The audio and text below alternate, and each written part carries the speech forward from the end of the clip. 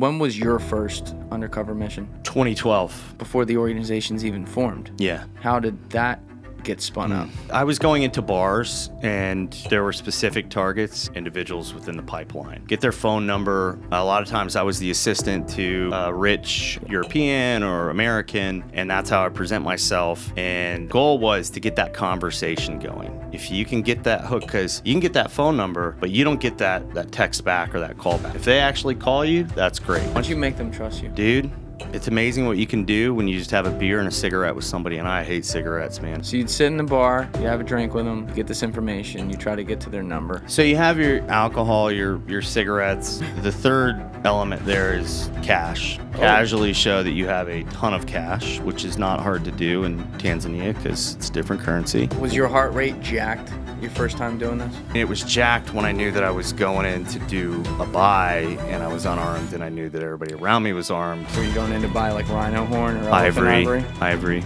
Literally getting picked up in a vehicle that's not mine. Drove into an industrial warehouse and went in there. What's up, guys? If you're not subscribed, please subscribe. Also, please smash that like button on the video and enjoy the show. Long time no see. Yeah, what's up, brother? It's only been like 5 minutes since we were outside talking. So we did, if people didn't see it, the last two podcasts I put out, Ryan here was on with Danny Hall, and those were a ton of fun, man. That was awesome. Dude, Great suggestion on your part. The guy's my hero. Something else. His story's insane. I mean, that man has seen some shit, One of the most humble guys you'll ever meet, too. Yeah. Genuine, nicest people, but absolutely deadly. Real honor to have him on. Yeah, for sure. It's an honor to be on with him, and I appreciate you having me. It was also cool having two guys who were doing some bad shit in Iraq at the same time on different levels in there.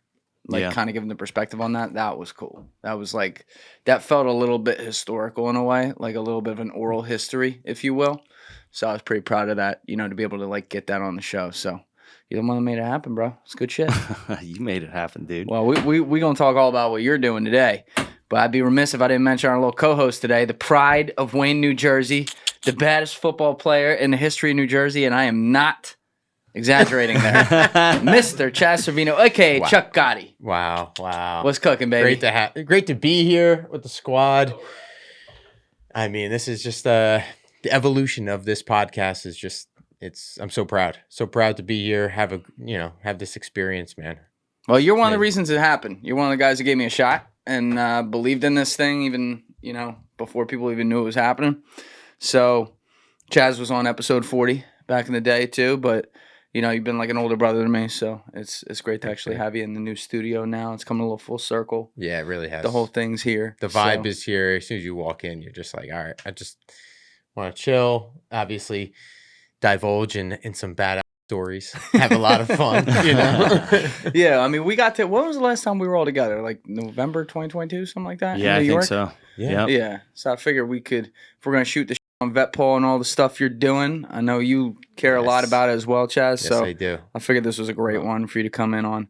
So, and we'll show your highlights later. Come on, we gotta take people on a trip down memory lane. You think I'm kidding? This was Julian Edelman before Julian Edelman. This was a bad. This dude ran a 4.3. I'm not kidding. We'll get there. Bill Belichick saved his highlights on his YouTube for Bill sure. Belichick's like, oh yeah. Well, he's got nothing to do these days. He's watching old Chaz Cervino highlights with a little tear in his eye, going, "What could have been." Yeah. They can't. These guys are gonna keep this going all day. People think you're kidding, but the guy is an athlete. Deadly serious. You played at Syracuse, so thanks, boys. That's certainly a big deal. What are you, like 5'8", too? Yeah, they list me at 5'11", but yeah, 5'8". You are an underdog's underdog and a bad mother. Thanks, boys. You should be proud of that. I still try. I still have that badass in me. You're always trying to get that out. 'Cause it's different to channel that from a sports perspective than you channel that in business. Your wife does a good job. She does. She does. She fills the role now. Yes. We love Lauren. Yes, we do. Anyway, the man of the hour, though, talking about Vetpaw today. The last time we did this was episode 117, which if people want your full backstory, which some things will come up today just naturally, I'd certainly recommend that one. You really laid it on the line there and went through this odyssey of what happened. But for people who are unfamiliar and who maybe didn't hear the refresher in our last episodes with Danny Hall, what is Vetpaw? When did you found it? And what are you guys looking to do with it? Sure. So Vetpaw stands for Veterans Empowered to Protect African Wildlife. We are a U.S. and South African-based nonprofit organization, registered 501c3. Our goal, and what we do, I shouldn't say our goal, it's flat out what we do is we empower veterans by utilizing their skills, their war skills, their experiences from anything that they did in the military, to train, advise, and assist in conservation efforts in Africa, whether that be wildlife protection, the self protection for conservationists because they have targets on their backs, and just community engagement and empowerment with the locals. And so it's a really three-pronged mission. We're helping the people in a way while they help us. Mm-hmm. We're helping the conservationists while they help us, and we're helping the wildlife, which heals us. And it's pretty awesome. And I want to dovetail that too for people to get a visual on it. When you talk about protecting mainly like elephants, rhinos, pangolins, lions, and some of the animals that are unfortunately traded for their parts and brutally executed, let's call it what it is.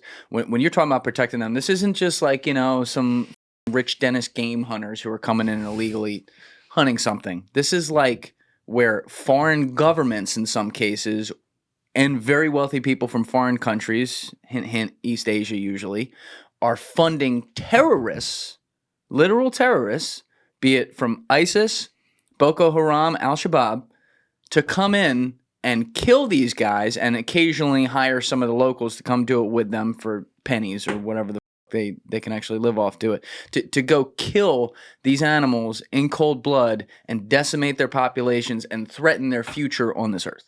100%. I mean, the people that are doing the poaching, yes, there are locals that, from impoverished villages that will do the shooting, but, they're trying to provide for their family. So I do have some empathy for that. I have more empathy for the wildlife that's, being threatened or close to extinction or close to being threatened or vulnerable on the IUCN chart than I do humans at the end of the day.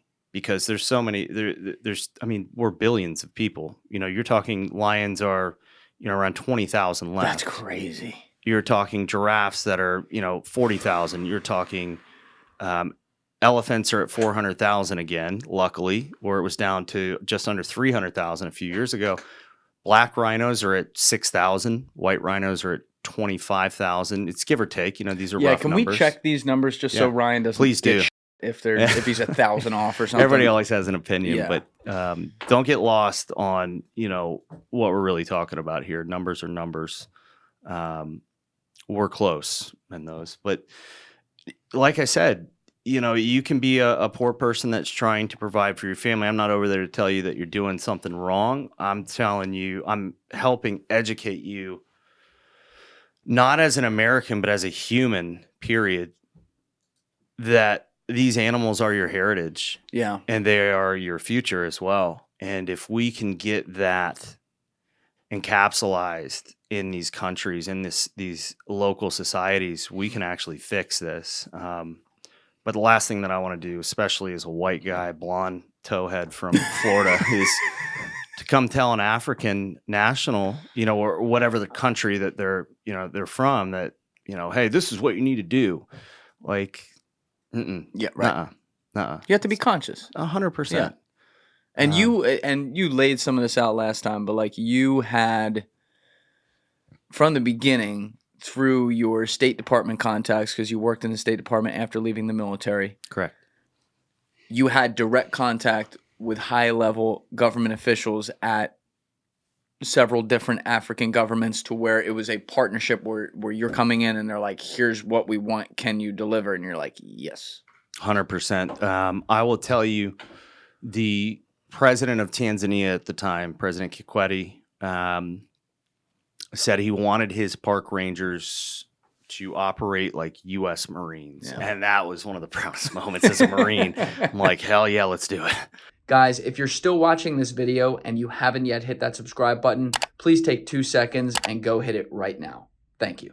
Let's do it. Because at the time, I was doing this for, it wasn't so much, and I'll be honest with this, it wasn't so much for the veteran impact. That developed in time. Yes, I mean, I realized that there were so many veterans that needed jobs or needed outlets for their skills, but I was so emotionally impacted by what I saw, the poaching scenes and the park rangers dead that, killed by ISIS and the cells of Al Qaeda that are on the continent, that I just wanted to go kick some freaking ass and save some animals. For people who didn't see your last episode, can you describe that? Because you were still in America working at the State Department, and you saw this crazy documentary that showed what?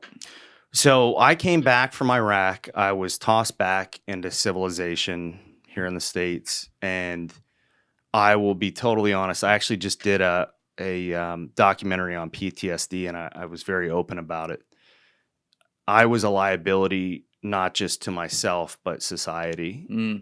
And the way that I was just released from the Marine Corps, the transition was just, it wasn't okay. I just came back from war, and I was expected to be civilized. And I mean, you can't just go from war and just be expected to be a normal human being. You're never normal. I mean, you were out there literally knocking down doors, chasing down Zakawi. That's so intense. Russian roulette, man. You kick in a door and you're expecting to get shot in the face. I told myself I wasn't coming home. I really did. And that, man, when I think back to that young age, because this is many years later, how mature of myself to sit there and say, hey, I'm not coming home. And I know that some of my brothers aren't coming home. And I also knew that, hey, telling myself, hey, if one of my brothers here or any man or woman in uniform has their life threatened, I'm gonna step up. I'm gonna try to catch that bullet first. I'm gonna jump on that grenade. I'm gonna do whatever it takes, because that's the American way. We take care of our own. At least it used to be. And I came back and I was lost. It makes me uncomfortable to think about, because I can remember it vividly. I can remember the emotions, the feeling. Had you thought about it before, right before you came back? You're on the plane, you're coming back to the United States. Had you thought about, you can't know what it's going to be like till you actually get there, but had you thought about whoa, this is going to be a big shift? Nope. Nothing. I came back and just started, I was a young guy. I was college age. All my friends had been at college. I missed my friends. I love my Marine Corps friends, but you kind of get that FOMO a little bit. Yeah. All my friends are at the University of Florida when they're winning all these national championships. And, recruiting Chaz Cervino. Yeah. I don't know why you didn't accept early offer. We need you to throw balls to Aaron Hernandez when Tebow's gone. Jesus. But, you watch all that. You're sitting in war, and, at the time, I think it was just MySpace. That was the only thing available. Oh, yeah. Wow. Yeah. What a TBT. Yeah, right? Yeah, that was pretty cool. Damn it. I shouldn't have said that. No, you shouldn't. Show my age here. What are you, 47? Shut up. I'm not. Where is it? I'm not 47. 39. Nah, he's 34. It's okay. Yeah, they're 34. That's right. Minus 5. Allegedly. But Ryan, just even from that perspective, yeah. Before you left on the Marines, from an understanding of what your why was, of why you want to fight for your country, and then when you came back, not understanding what was going to be my why or who I am, and trying to figure that out. But was there any talk about PTSD and serious situations that you were in? Was there any signs or ways that they, even the government, the Marines, could have even provided some sort of psychological help in the way back? And then to go back on the first question. No, that's a great question. I think, and again, I try to practice being open and honest and transparent, because maybe it'll help another veteran that's in trouble. I came back and I got sent to a a Navy battalion to train their corpsmen to go deploy with infantry units. It's it's among the most important roles, if not the most important role in the military. I mean, you're treating, it's life or death. This is the person that's going to fix it. I mean, you talk about enemy snipers. Guess who they're going to look at first? They're going to try to shoot that medic. Yep. And then they're going after everybody else. So medics are badasses. Hence Danny Hall, one of the many things in his bailiwick. Yeah. What level was that? Like level 4 for him? Yeah. My God. But I came back and I started training these guys, and I was under a Navy command, and I remember going into to request for leave, right? And I had just come back from Iraq, and I had to go into this naval administration office. I wasn't going back to Iraq, even though a bunch of their unit was stood up to go to Iraq. And they said, no, you can't apply for leave. You need to be here for the pre-deployment training. And I said, but I'm not going to Iraq. It doesn't matter. You're going to be here for the training, and you're probably going. And I'm like, that was the moment I'm like, dude, I just lost it. You. Can they do that? I mean, they can do whatever they want, but at the same time, it wasn't true. I was getting out of it. No, like, hey, I'm the boss here, right? Okay, at least I thought I was. I was in that mode, like, still in Iraq, like, oh, you're not going to tell me what the hell to do. I tell you what to do. I'm the one who knocks. Like, hey, you're going to do what I tell you when I tell you to do it. And so I'm sitting there, and I just lost it in this office. Well, what I forgot was the CO, a Navy captain, which is equivalent to a colonel in the Marine Corps, the commanding officer's office is literally right across the hall, doors wide open. And he heard the whole thing, came in, and I turned around after losing my shit, and he's standing right there. Thank God my Marine Corps first sergeant was standing there, and he grabs me, and he's a grunt too, who happened to be screwed on where he was sent as well. And he grabbed me. He kind of took me under his wing for a while, but he grabbed me by my what do you call it? Collar?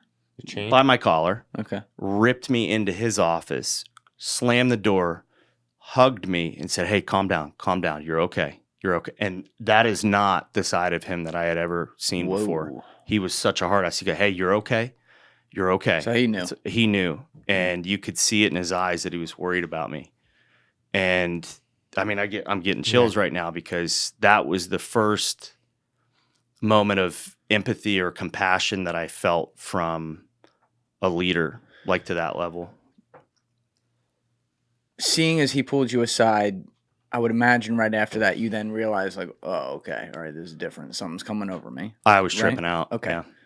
Does that kind of feel like you're a pilot, but the plane's below you and your body's the plane, and you know how to fly it, but you're not allowed in the cockpit? It's an out-of-body experience. Yeah.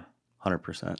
I'm not a pilot, so I can't tell you from that You know what angle. I mean. But yeah, it's an out-of-body experience. It sucks. It's like you literally are looking down on yourself, and you're like, why are you doing that? Stop. But you can't stop. And you can't stop. No, you can't. You're out of control. Yeah. It sucks.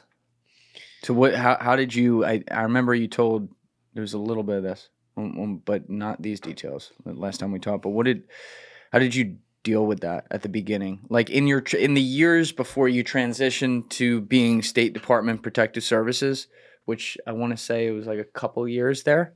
Mm-hmm. How did you go talk with therapists? Was that the big thing for you? Like, or was it more, you're literally getting medical tests for TBIs and stuff like that? Like, how did you kind of combat this to try to reintegrate? Sure. So I had gone to the VA, and I'll say this, the VA can always do better, but I am very blessed to be a U.S. veteran, because I do think that while we can always do better, I do think that we have the best access to care than any other country. I could be wrong. I don't know. But that's just my perspective. That said, I got tested for TBIs, and I got tested when I was over there. I was concussed many times. Right.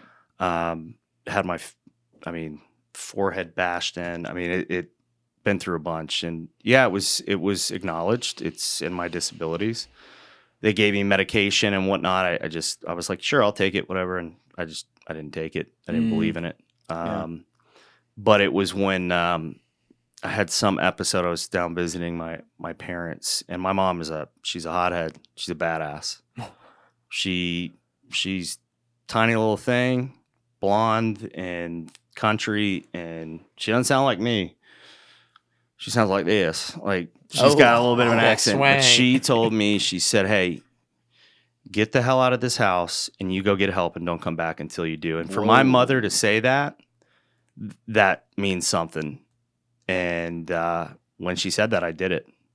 And she might try to deny it today, but I remember it like it was yesterday. That was a very vivid moment. That had to for be me. really hard for her too, because it's like it obviously gotten to a point where it's like, whoa, there's nothing, even as a mom, that I can do about this. So I got to make like a risky decision in that way to put this red line in the sand, because then maybe it'll make them do something about it. She stepped up and she was being a leader there. She was being a mother, and she did the right thing because I needed help. And so honestly, I got medicated. I'm not a big fan of medications, whatever, but as a end all be all, but I needed some help, and it helped me get there. And, I went in and out of therapists here and there, but even today, I got to tell you, my therapist, Emily Molinax, she's in Salt Lake, but she specializes in veterans. She's badass. I've been with her for 5 years, and even when I'm in Africa, I zoom in. I skipped it yesterday, which she'll probably drill me for. And I pay out of pocket too, because she's not TRICARE in network or out of network. I just believe in it that much. Hey, I don't care who you are. It's worth it. I don't care if health insurance covers it. I'm paying for it. It means that much to me. Well, that's awesome. Yeah. And what I love about you is you have that hero's gene, in the sense that you want to make sure everyone else is taken care of before you. Which I'll say, as a friend, always take care of yourself too. I think sometimes you got to think about that for sure. Like, it sounds like you were really thinking about it in this era. But You're just giving my wife ammo right now. I know, but it's important. Like, because obviously we're really tight, and I know how much you work and how hard you work and how much time you put in and the stress that goes with the job. Which we're gonna get into some of the reasons, the bullshit reasons why today too. But I hope you do continue to invest in that for yourself, not just with your therapist. That's awesome. But, on a day-to-day, taking care of you, because, the beautiful part about Vetpaw to me is the story behind it. Yes, we all want to go protect these majestic species that are being gunned down by assholes.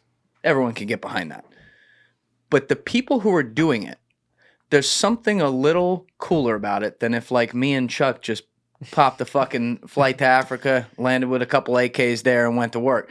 It's cool that real badass warriors from the global war on terror, from all different ends of the military, special forces, Marines, Army infantry, Navy SEALs, you name it. International veterans too. And international veterans who participated in some of those same campaigns, that they are the guys who now get to use their abilities that they used to have to use to hunt men to now prevent men from hunting these animals. And in the process, to dovetail into your point you're making here about some of the natural struggles that come with PTSD with doing high octane jobs like this for America and for other countries, it's therapeutic for them. And I know that's something you care about a lot for the veterans, because it gives them an ability in their transition now out of active service to still use those skills in a way that they're passionate about, where they don't have to go kill people and stuff. They're there to protect and serve in a whole new light. I think that's such a beautiful thing.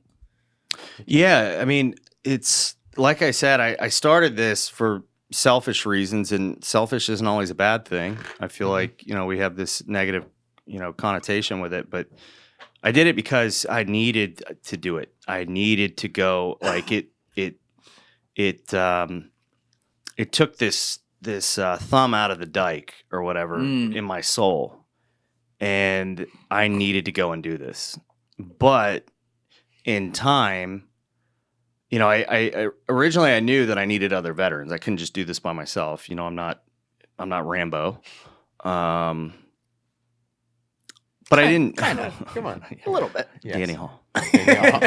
No, he actually might be. Jesus.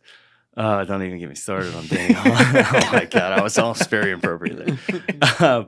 But, you know, I in time, you know, just talking to these veterans and noticing, you know, I didn't talk to them about it, but watching them change. Why? Like I used to walk around when I got out of the Marine Corps until I started Vetpaw. I had a black cloud over my head at all times. You ever? I mean, anybody that's depressed, you know, you have that black cloud. But I could not get rid of it. Temporarily, it would still be there, but it would just be sitting off the side when I would go volunteer at animal shelters. Or, you know, I would go help out at homeless shelters, or just volunteering just really helped me. Giving back, service to others. But it was still there. It was just off to the side. And when I started Vetpaw, it started to, I can't say that it totally went away, but it in time, it did. I don't have that, you know, that black cloud, or sometimes it's overcast because I got stress, but the sun is there. The flowers are a little brighter, and seeing that same transition and evolution with these veterans is, man, it makes me really proud. I have to pinch myself because I'm like, you know, how am I that guy that started? And it's not just me. It's our team. I mean, I got to give Trevor Little so much respect. He's our director of operations, been with us since 2014. The guy is a legend. Wow. And I can't wait for you guys to meet him. Yeah. Probably in Africa because I can't pull the guy out of the country. He'll go kicking and screaming. But like seeing him especially, and he's always been a stand-up guy, but he's just always respectful, very kind since the day that I met him. But seeing him now versus when I met him, he's living life, man. He's living life. It's also like this is the nice aesthetic part about it too. It's fucking beautiful out there. I mean, like you get to see the coolest shit every day. You get to wake up around like literally the coolest creatures on the planet. Who a lot of them also, and we'll talk about this later, like inherently they know like these guys are protecting them too. They're very smart. They know who these dudes are. So there's like a simpatico thing there, like a weird can feel that energy. right? They could. Oh yeah, right. The mental. We're not worthy. The mental upswing you have to have every day from like a positive thoughts impact of that surrounding is incredible. Yeah. No, it's Africa. Once it's in your blood, it's there forever. My wife says the same thing. Like when we have two small puppies, little toy poodles, and she's like, "We're just not worthy. We're not worthy of these dogs. I can't imagine when you're out there with elephants and little toy poodles." Chaz, go walk the dogs, please. Now. Right fucking now, Chaz. I'm gonna get my butt kicked by her. I gotta keys it. Yeah, I'm already fucked. Wait, what did we get? 25 minutes in before the first impression? Not good. We're in trouble. She made it this far. Yep. Not good. I'm sorry, Lauren. Anyway, let's go out with a bang here. Yeah. We'll But I actually got you off at what? Just for people's reiteration, what was the initial like story? We talked about it last time, but when you were like, holy shit, I got to do this while you were working in the State Department. So I got the job with the State Department. It was cool. I was wearing an earpiece, driving around in armored vehicles, light sirens with high-profile diplomats. I was like, this is cool. That lasts for like a week or two. And then I'm like, yeah, it's not as cool as the Marine Corps. It's not as cool as going and really, letting it rain.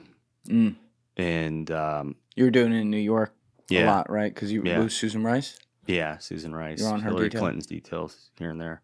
Hill dog. Yeah, we're not going there. Whoa, baby. Okay. But yeah, I didn't have that purpose, man, and I realized that early on, and I felt a little selfish in the sense of, or ungrateful, because I had a job at the time. A lot of veterans and a lot of just people in general in our society didn't have jobs. The unemployment rate was super high, and why would I want to be ungrateful to have this job in a safe place? There are threats. Obviously, that's why I had the job. But, hey, I got a job. I got a roof over my head, food on the table. I always was taught growing up, just be grateful for what you have. And I felt a little bad inside that, I hated my job and I hated my life. That went on for 5 years, 4.5, 5 years. And then I was getting, it was a Sunday night, and I was supposed to go to LaGuardia Airport to get my armored vehicle checked and cleared by the dogs for Hillary Clinton's detail. She was flying in the next morning. I had to get up around 3 a.m. and bolt to the office in my government vehicle, pick up another one and get out there. And so I should have been in bed at like 8 o'clock. And I watched Anthony Bourdain's first show of Parts Unknown. God rest his soul. I always say that. Love that guy. He was awesome. Mm-hmm. He was the best. And it was great. Go figure was on the Israeli-Palestinian conflict, which I was always, passionate, or not passionate, but intrigued by. Right, studying it. And the next show that came up was on the Tusk Trust Foundation. This was on CNN. And it was what they were doing with the royal family to protect wildlife and preserve wildlife in Africa. And I had some friends that wanted me to go to Africa. Let's go do a safari. And I'm like, no, I'm good. I've already served, been all over the world. I'm good with my country right now. Unless it's going back to Iraq. I would do that at the time. You were thinking that at that time? I would totally go back. Even if my country called now and said, hey, you need to go back. Sign me up, bitch. Let's go. Roll. I'll bring my own rifle, my own ammo. Let's go. Let's do it. Game time. That boy fired up. Oh yeah. Let's get it on. But war is bad. I'll say that. It's different than what Danny said. Yes. Not really. In fairness to him, he was just like, hey, that's what gives us jobs. Like I said, I used to have that bumper sticker. Yeah. Give war a chance. Marines need jobs. I kid you not. Yeah. I did. Yeah. My mom was like, take that off your truck. But anyways, so I watched this. I start watching this this feature on CNN, and had I known what I was going to see beforehand, I wouldn't have watched it. But thank God that I didn't, because it changed my entire life and it's given me purpose. But the first scene that I saw was an elephant laid out on a tar road. In Africa, we call them tar roads, asphalt road. And there's a Land Cruiser behind it where, let's say, you're looking at a picture or a video, a film, it's where Alessi is, and the elephant is here, right? Massive elephant. The trunk is entirely separate from the body, laying where you are, Chaz. No face, no eyeballs, ripped off. No mouth, just flesh, brain matter. And I want to get sick to my stomach. I'm like, I don't want to say roadkill because it doesn't really do it justice, but It's like you can't not look at it.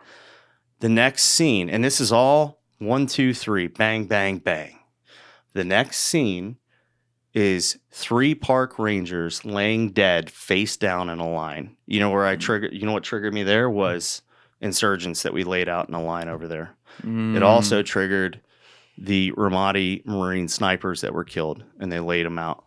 They were ambushed when their security infantry guys fell asleep, and they came up, killed them, laid them out. So now I'm real triggered. Now I'm in war zone. And then the third scene was a video of a white rhino cow, female, mother.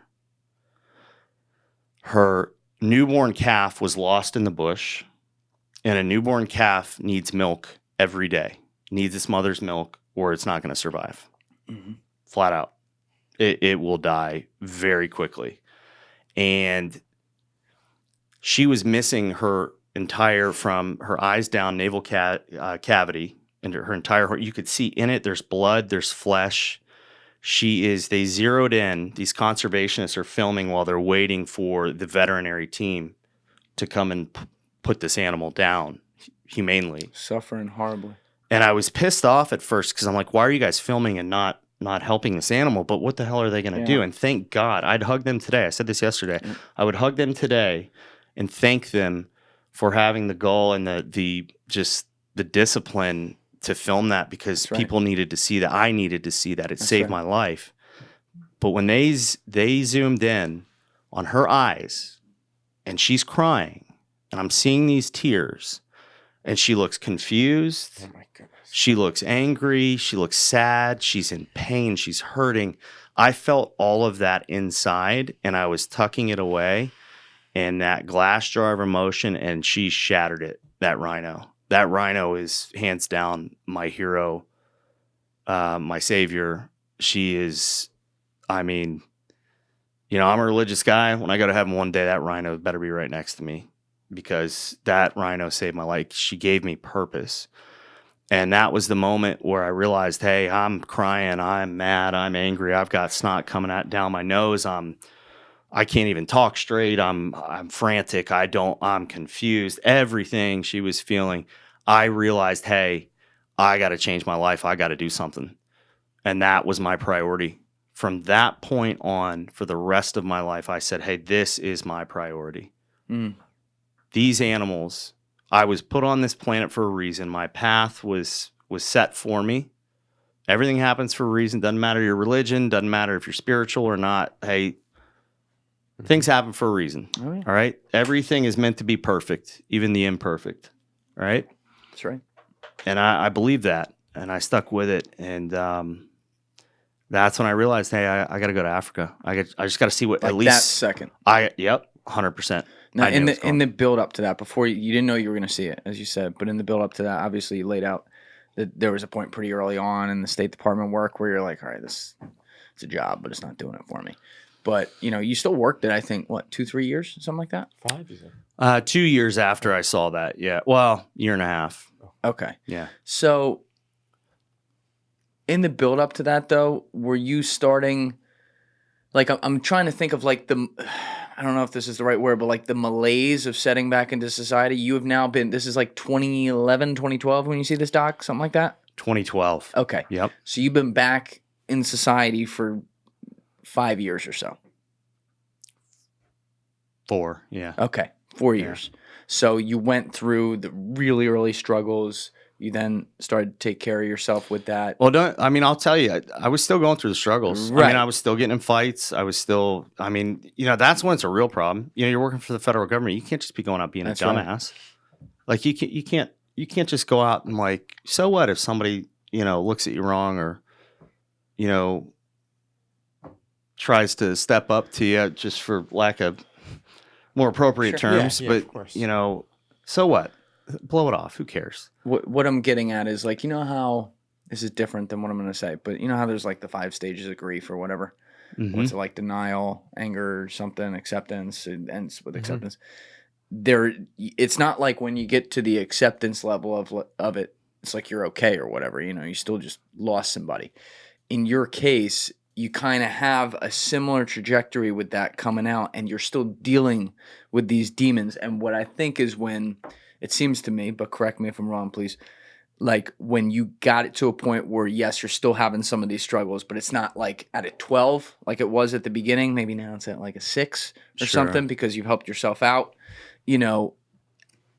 Perhaps having some more ability to quiet your mind during this era, you are now thinking about meaning more. And maybe, and please again, correct me if I'm wrong, you're wondering what your meaning is at this point because you knew your meaning when you were 18 to 20, 21. It was knock on that fucking door and take whatever's coming on the other side. But now you don't have that. And when you saw this, it's not like this is the same kind of war that you did, but this is another kind of war where there's innocent victims and you want to go kick some ass to make sure that doesn't happen. Yeah. Was that the like switch where it's like, this is it. This is now why I'm going to exist, period. 100%. Because when I went into the Marine Corps, and man, I'll tell you, my Marines any Marine might fight me for judging between the two. It's a toss-up on my most proud title, being the, not just the founder of Vetpaw, but just any member of Vetpaw and being a U.S. Marine. Husband is first, but between threw those that one two, in there. no, I got to. I did throw it in there, but no. I'm sure dealing with you is no easy task. If not for my wife, man, I'd Your still be a wife's mess. awesome. She's a badass, and I love her to death because she's really helped me to stay on my mental health. But But yeah, it gave me that purpose again. But it was a purpose that was so much different because you go to war, you come back from war, and for the longest time I was sitting there trying to say like, Iraq, we should have been there. Like, no, it was like I didn't want to take it in vain. I didn't want to, I didn't want to disrespect my friends that I lost or those that have permanent injuries that I have them, but I still have my arms and legs. I can still move. I didn't want to disrespect that or take away from that, and so I was in denial like about the war. And now I realize, and especially honestly, the conversations that we've had, it's really helped comfort me in a way that I realize like, hey, that just because you disagree, that doesn't mean that it's in vain. But oh no. But that said, like war is terrible always, and so but. Unfortunately, it's necessary, and it may always be. There's bad people. Yeah, like they need to be put in their place. And badass dudes got to go and deal with it. And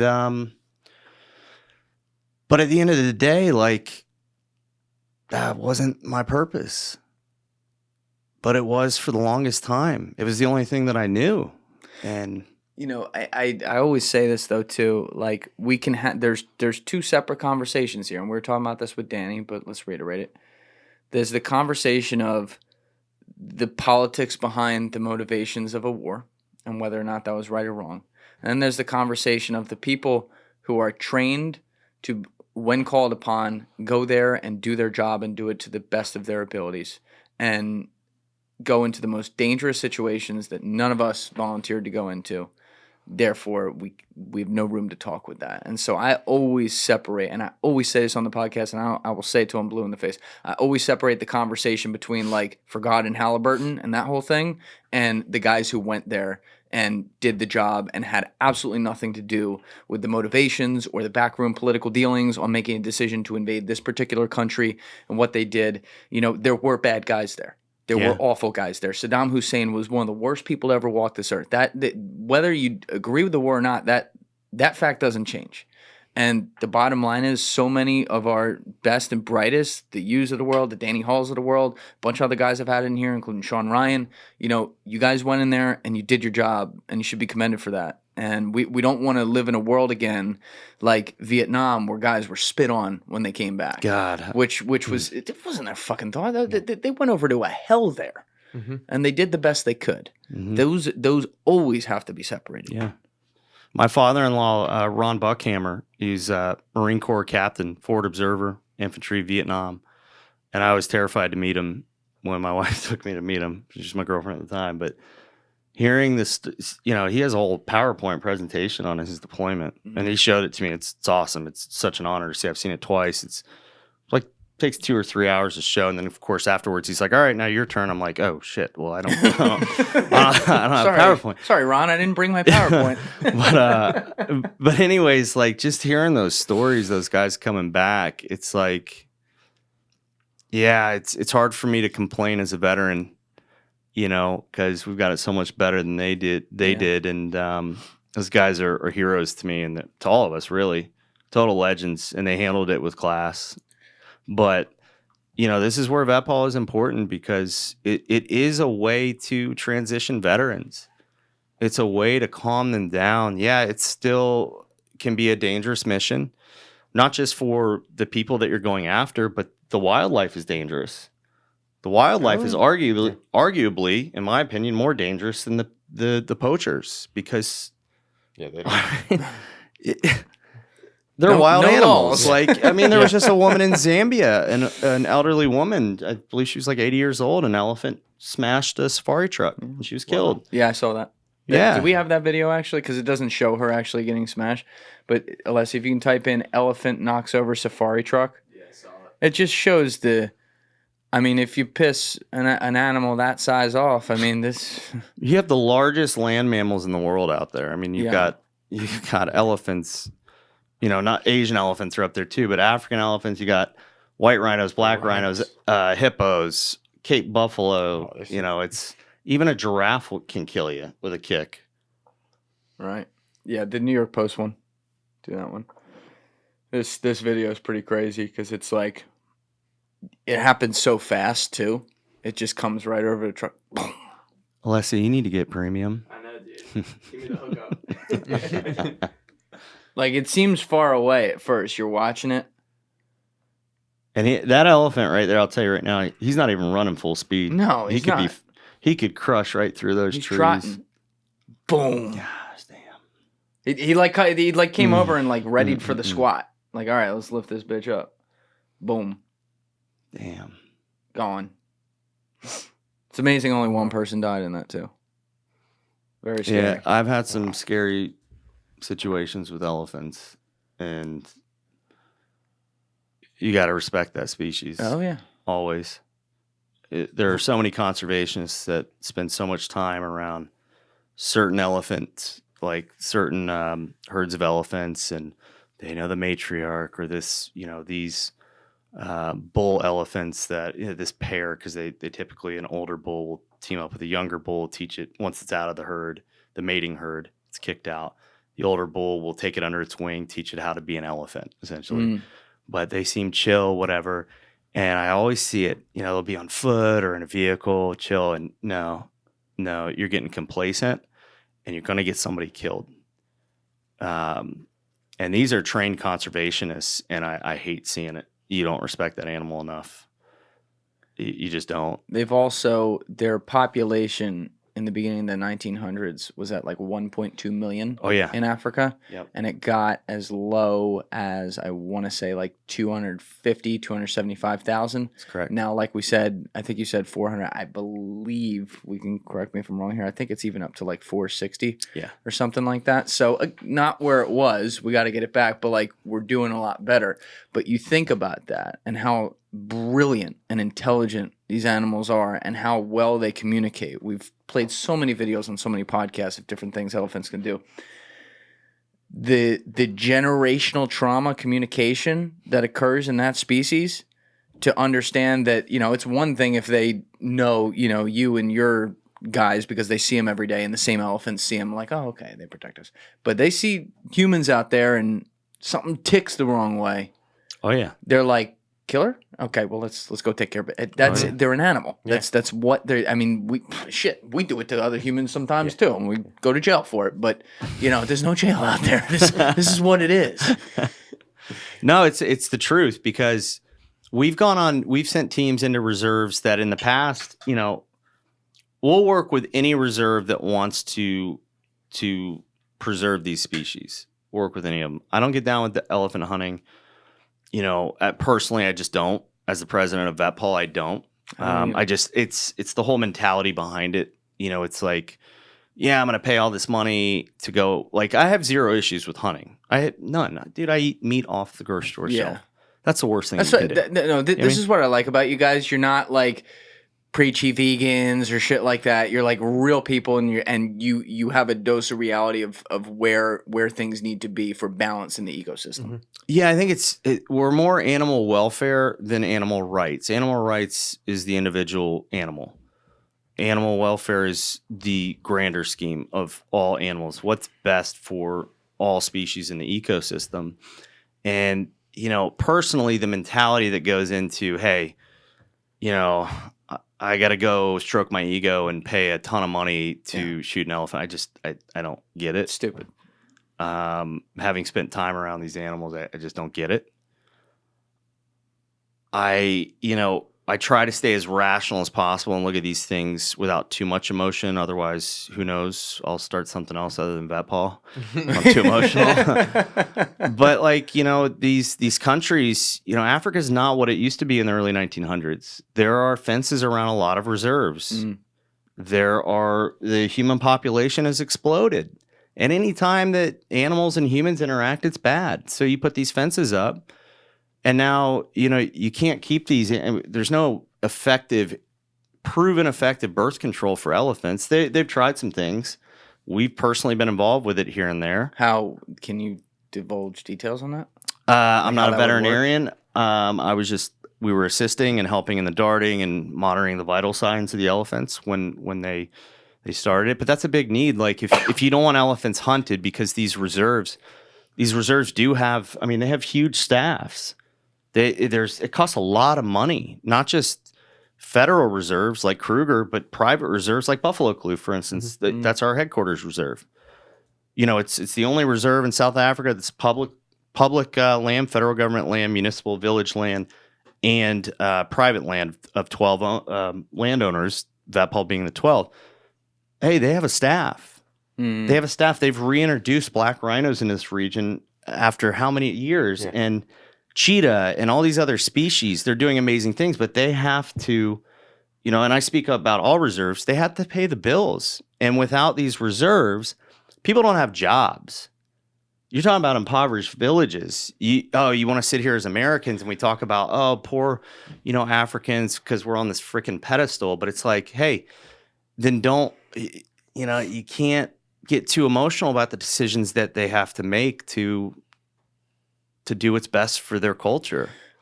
Well, there you highlight the point of like when animals and humans are forced to interact in their environment, some bad things are going to happen. In that Leonardo DiCaprio documentary, I remember we brought this up last time too, but there's now a new story that's very relevant to this, so I want to bring it up again. But in that Leonardo DiCaprio documentary, Ivory Game, there's one part where people are talking about killing elephants and they're locals where I understand why they'd say that. Because what happened was a ton of elephants were coming in and eating all the vegetation that these people survive off of. And so to the credit of the conservationists on the ground who were on camera communicating with these people, the conservationists also understood, hey, this isn't like they want to kill elephants because they hate them. It's a necessity of like they need to pay their bills to survive, and this animal is threatening it. So if we don't do something about it, they are going to have to take action. And so they didn't treat it like, they're killing elephants or poaching. And that's an important distinction. And the reason I bring it up is because there was this recent story that sparked some debate, like even in America, because it sounded very odd, out of Germany, where I forget which African government, but Botswana was threatening to send 20,000 elephants to Germany. I think because of some of the elephants were interfering with vegetation and stuff. So Botswana years ago had deployed their military to national parks and any government-run parks to protect elephants from poaching. They did an incredible job, probably the best on the continent. Hey, our military's not deploying. We're not in a war. Hey, let's put them to good use. Hey, you don't say Vetpaw, right? And their elephant population has since exploded, massive. I mean, it's blown up in a few countries, but Botswana, their president, what he has done by deploying that military was such a great decision. Now, that said, Germany came in and banned all elephant trophies from hunts. The heads and the tusks, whatever. Not whatever, but heads and tusks, all the trophies. Like bringing it back to Germany. Yep, hunters can't do that. And Europe is a huge, huge trophy hunter region. They love to go to Africa and do what they do. Okay. So Botswana's retaliation was threatening to send 20,000 elephants to Germany, but I mean, can we scroll down on this? I just want to read the top of it, Alessi, the actual article.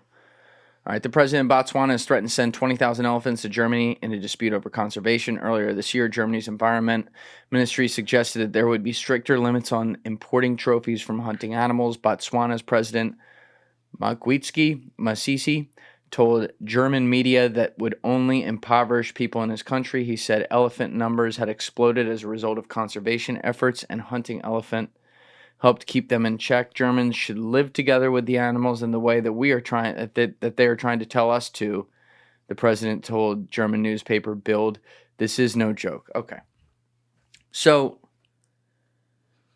the reason I say some of it was sparking debate is because they at the end result is they are talking about, you're going to end up, however you're doing it, you're going to kill some elephants because it's exploding in that country.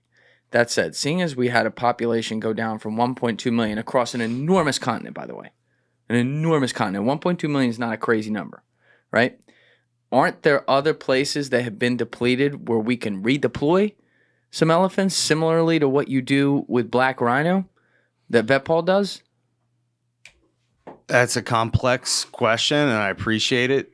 I think that if you look at the evolution of the biodiversity and the bio makeup of Africa, you'll see a huge change. Like Kenya, the holding capacity, for instance, from the 1900s to now of the different wildlife species is drastically lower. Mm.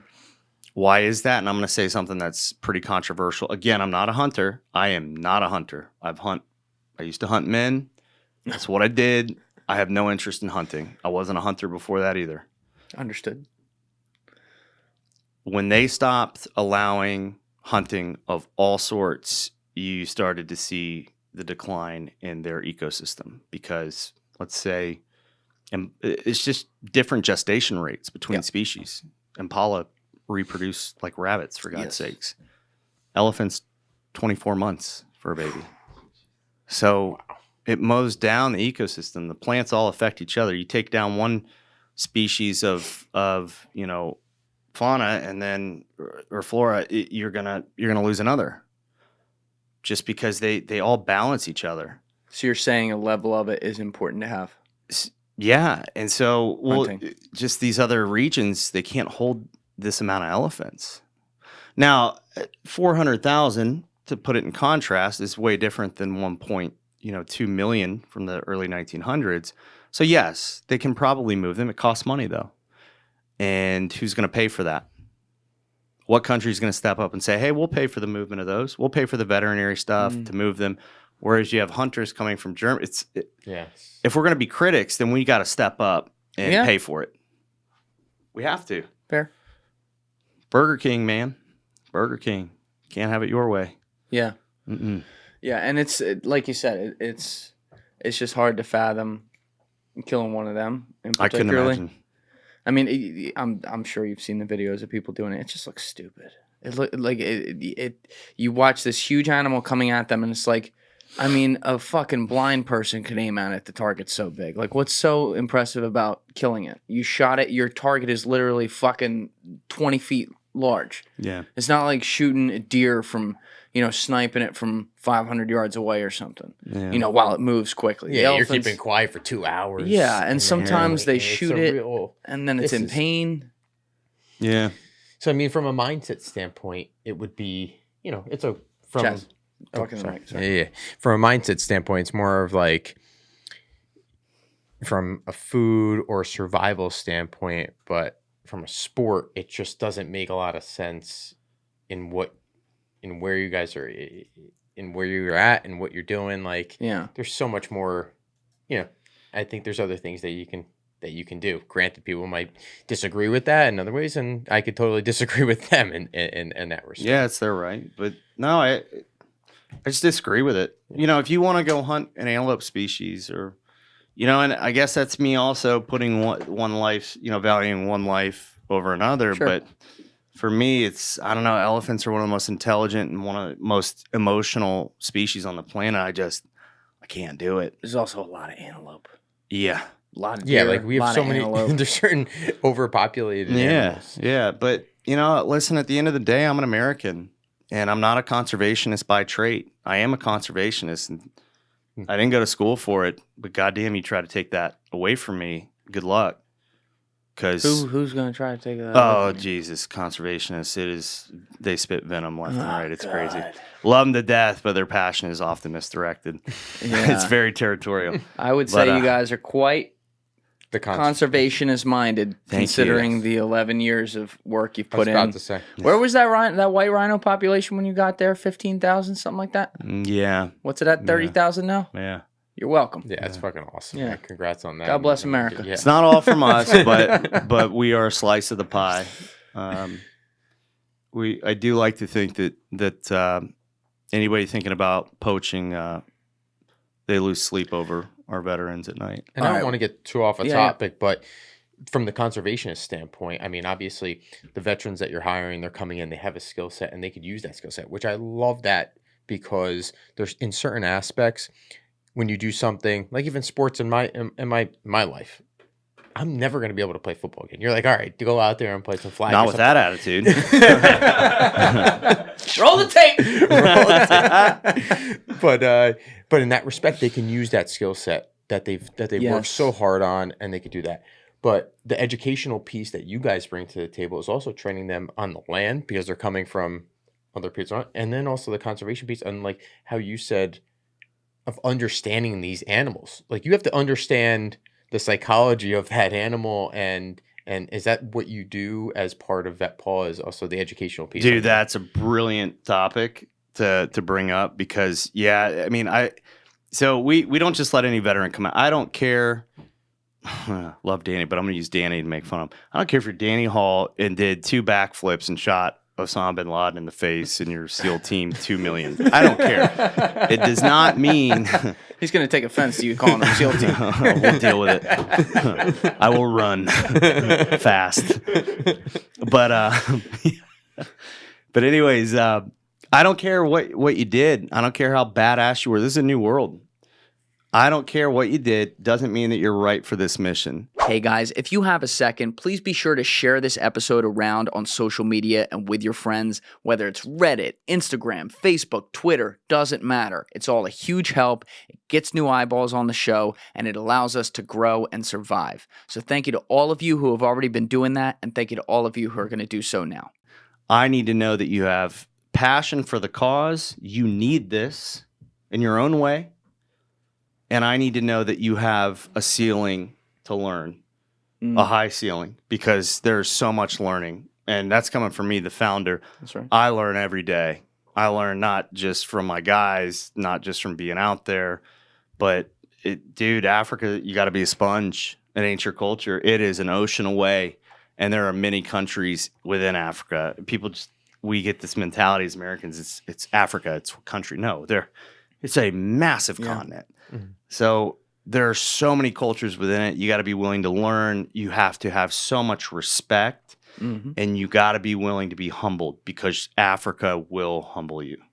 It was cool listening to you and Joe Tate on the phone last month talking about it because obviously, like, he's literally a survivalist and he's lived in special forces, badass motherfucker.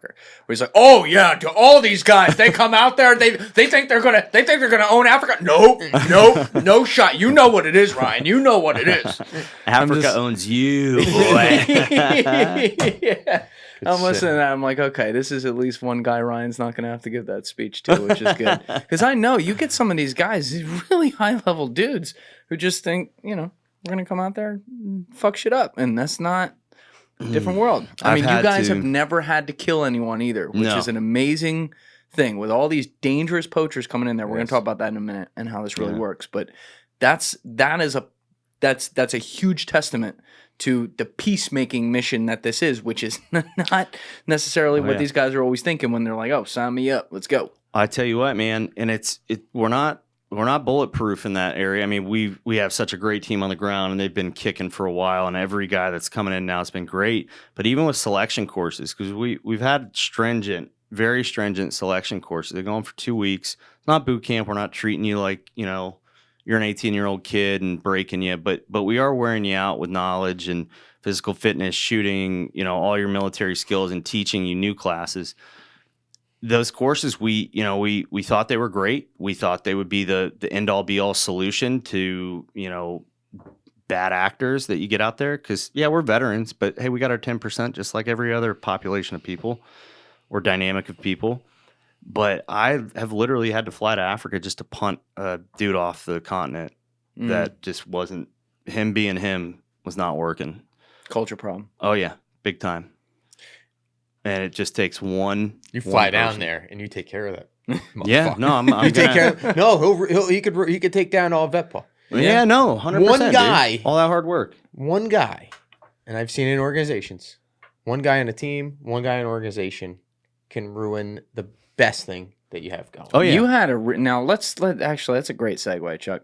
Let's talk about this because early on in Vetpaw, you dealt with this with some fucking person who was there for 5 minutes. Yeah. That then turned into these ridiculous attacks that even to this day, we were talking about it before. I mean, you get worked up about it. I do too, because I've seen it happened through some of the content we've done in the past.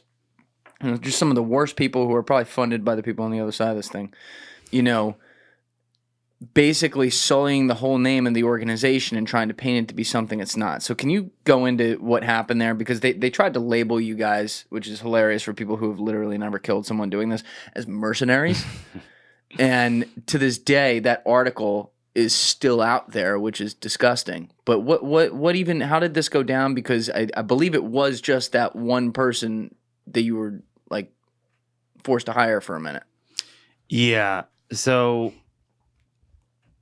I had the president of a country, Tanzania, request. He was all about, like I said, bringing Vetpaw out. He understood the veteran angle, and poaching was the hot topic. And this was an election year as well, which any election year in any country gets weird.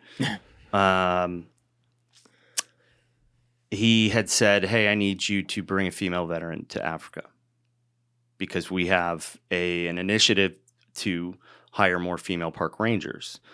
This was a time where they had been criticized as a country for women's rights. And, you know, listen, I'm here for a mission. I want to do this. And I'm like, you know, well, we don't really have any candidates, but we'll start looking, you know. And they checked in on me here and there. So, did you find a female veteran yet? I said, no. And they're like, well, you need to have one. Like, it was made very clear. Like, hey, no, that's a non negotiation. Like, you need to have one. So the first veteran, she got hired by the FBI. She was the only qualified one, really. And you can't argue with that either. Yeah. Good for her. Second one, she doctored her discharge papers. Again, we have those 10% in the military, just like everybody else.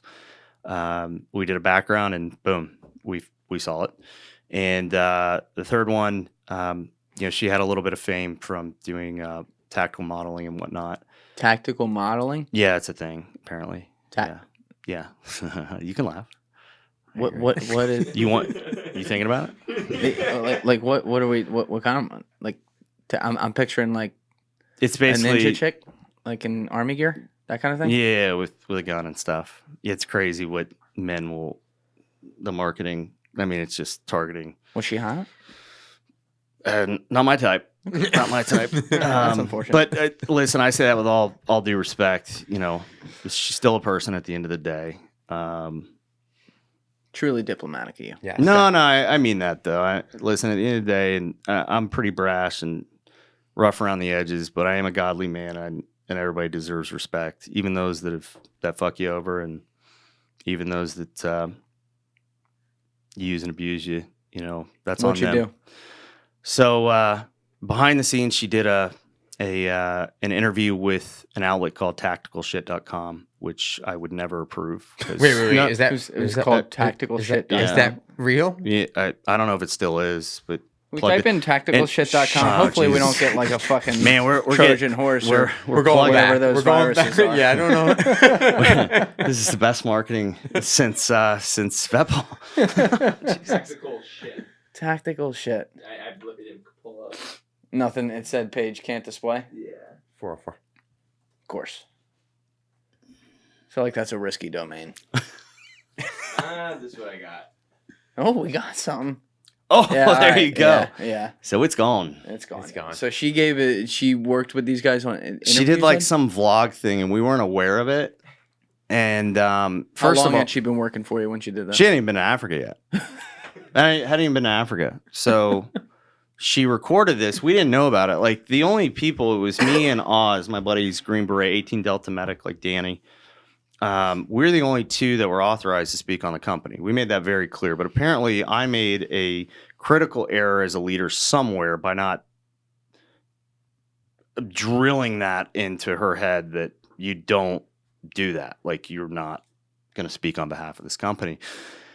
And so she used this idea of going to Vetpaw, this opportunity to tell her social media following, which was somewhat, I mean, it was large at the time, but it was like 15,000 people or something. She told everybody she's going to Africa to do this. So it started garnering support, and they want to do an interview on it. And the first question, or one of the questions they asked her was, so what are you going to Africa to do? And here it is. You ready? Kill some bad guys and do some good. Oh boy. is a diesel mechanic. She was a diesel mechanic.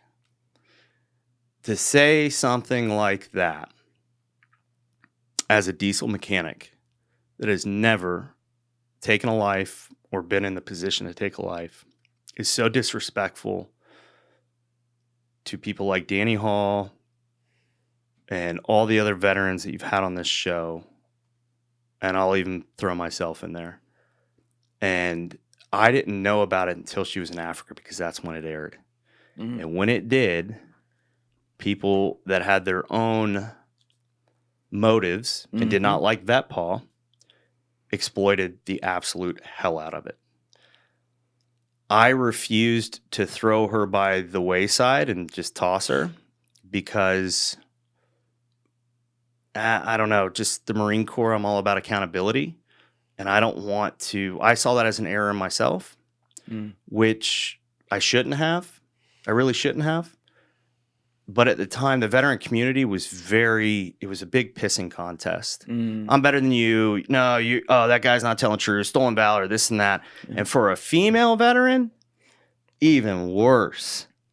And it's a flaw in me. Like at least at the time, I was overly emotional and too compassionate. And inside of me, I didn't want to leave her out to dry.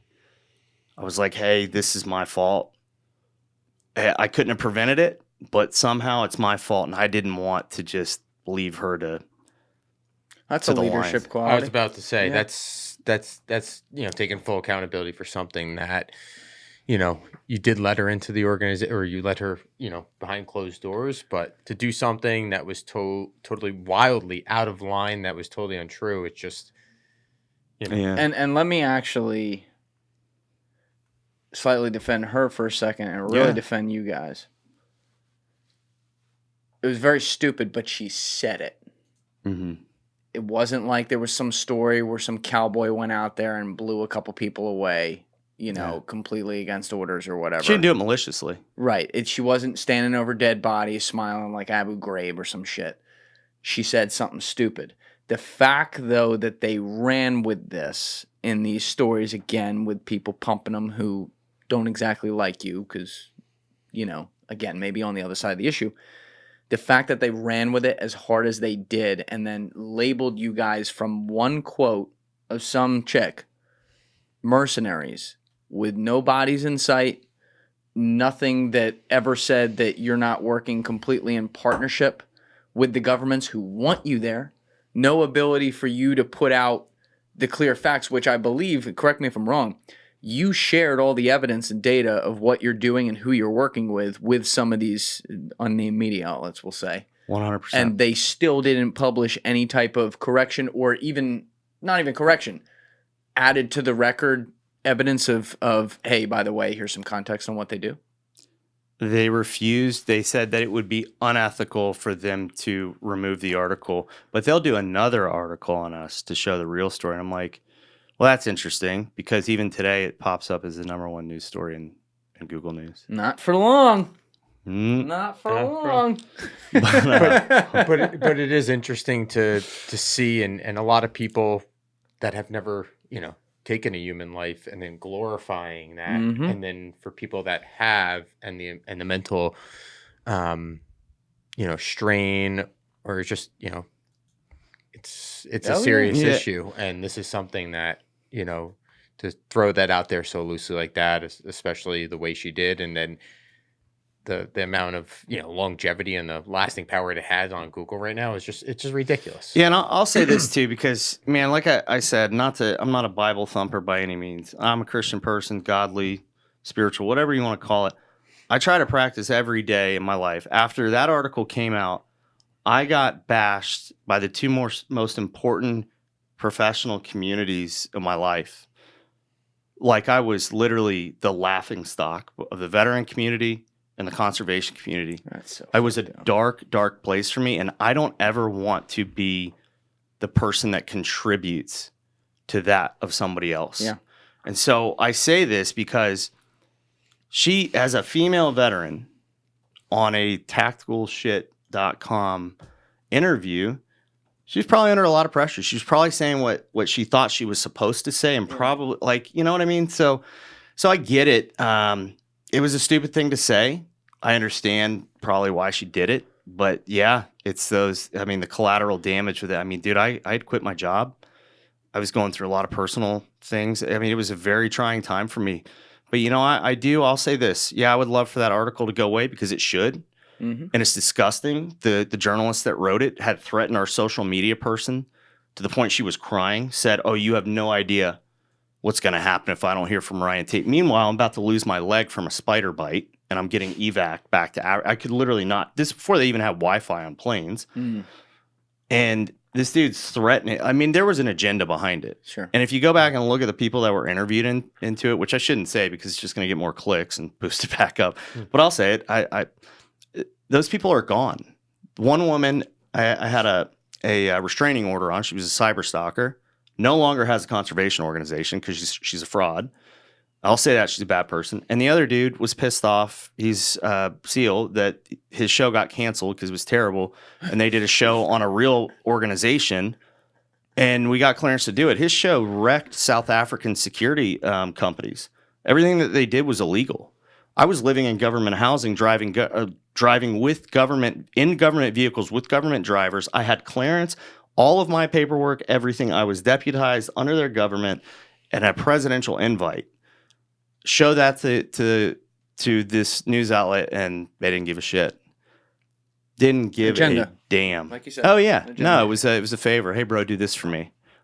Oh, you're a SEAL. I'll hook you up. How many people did you have working with the organization at that time? This is late 2015, I think, right? Yeah, so we had 6 of us in Africa, and then we had all volunteers back in the States running, admin. And I got ditched by all the people in the States too when that came out. Oh yeah, yeah. They ran for cover. Oh yeah, they were like, "Peace out, we're out. Take us off the website."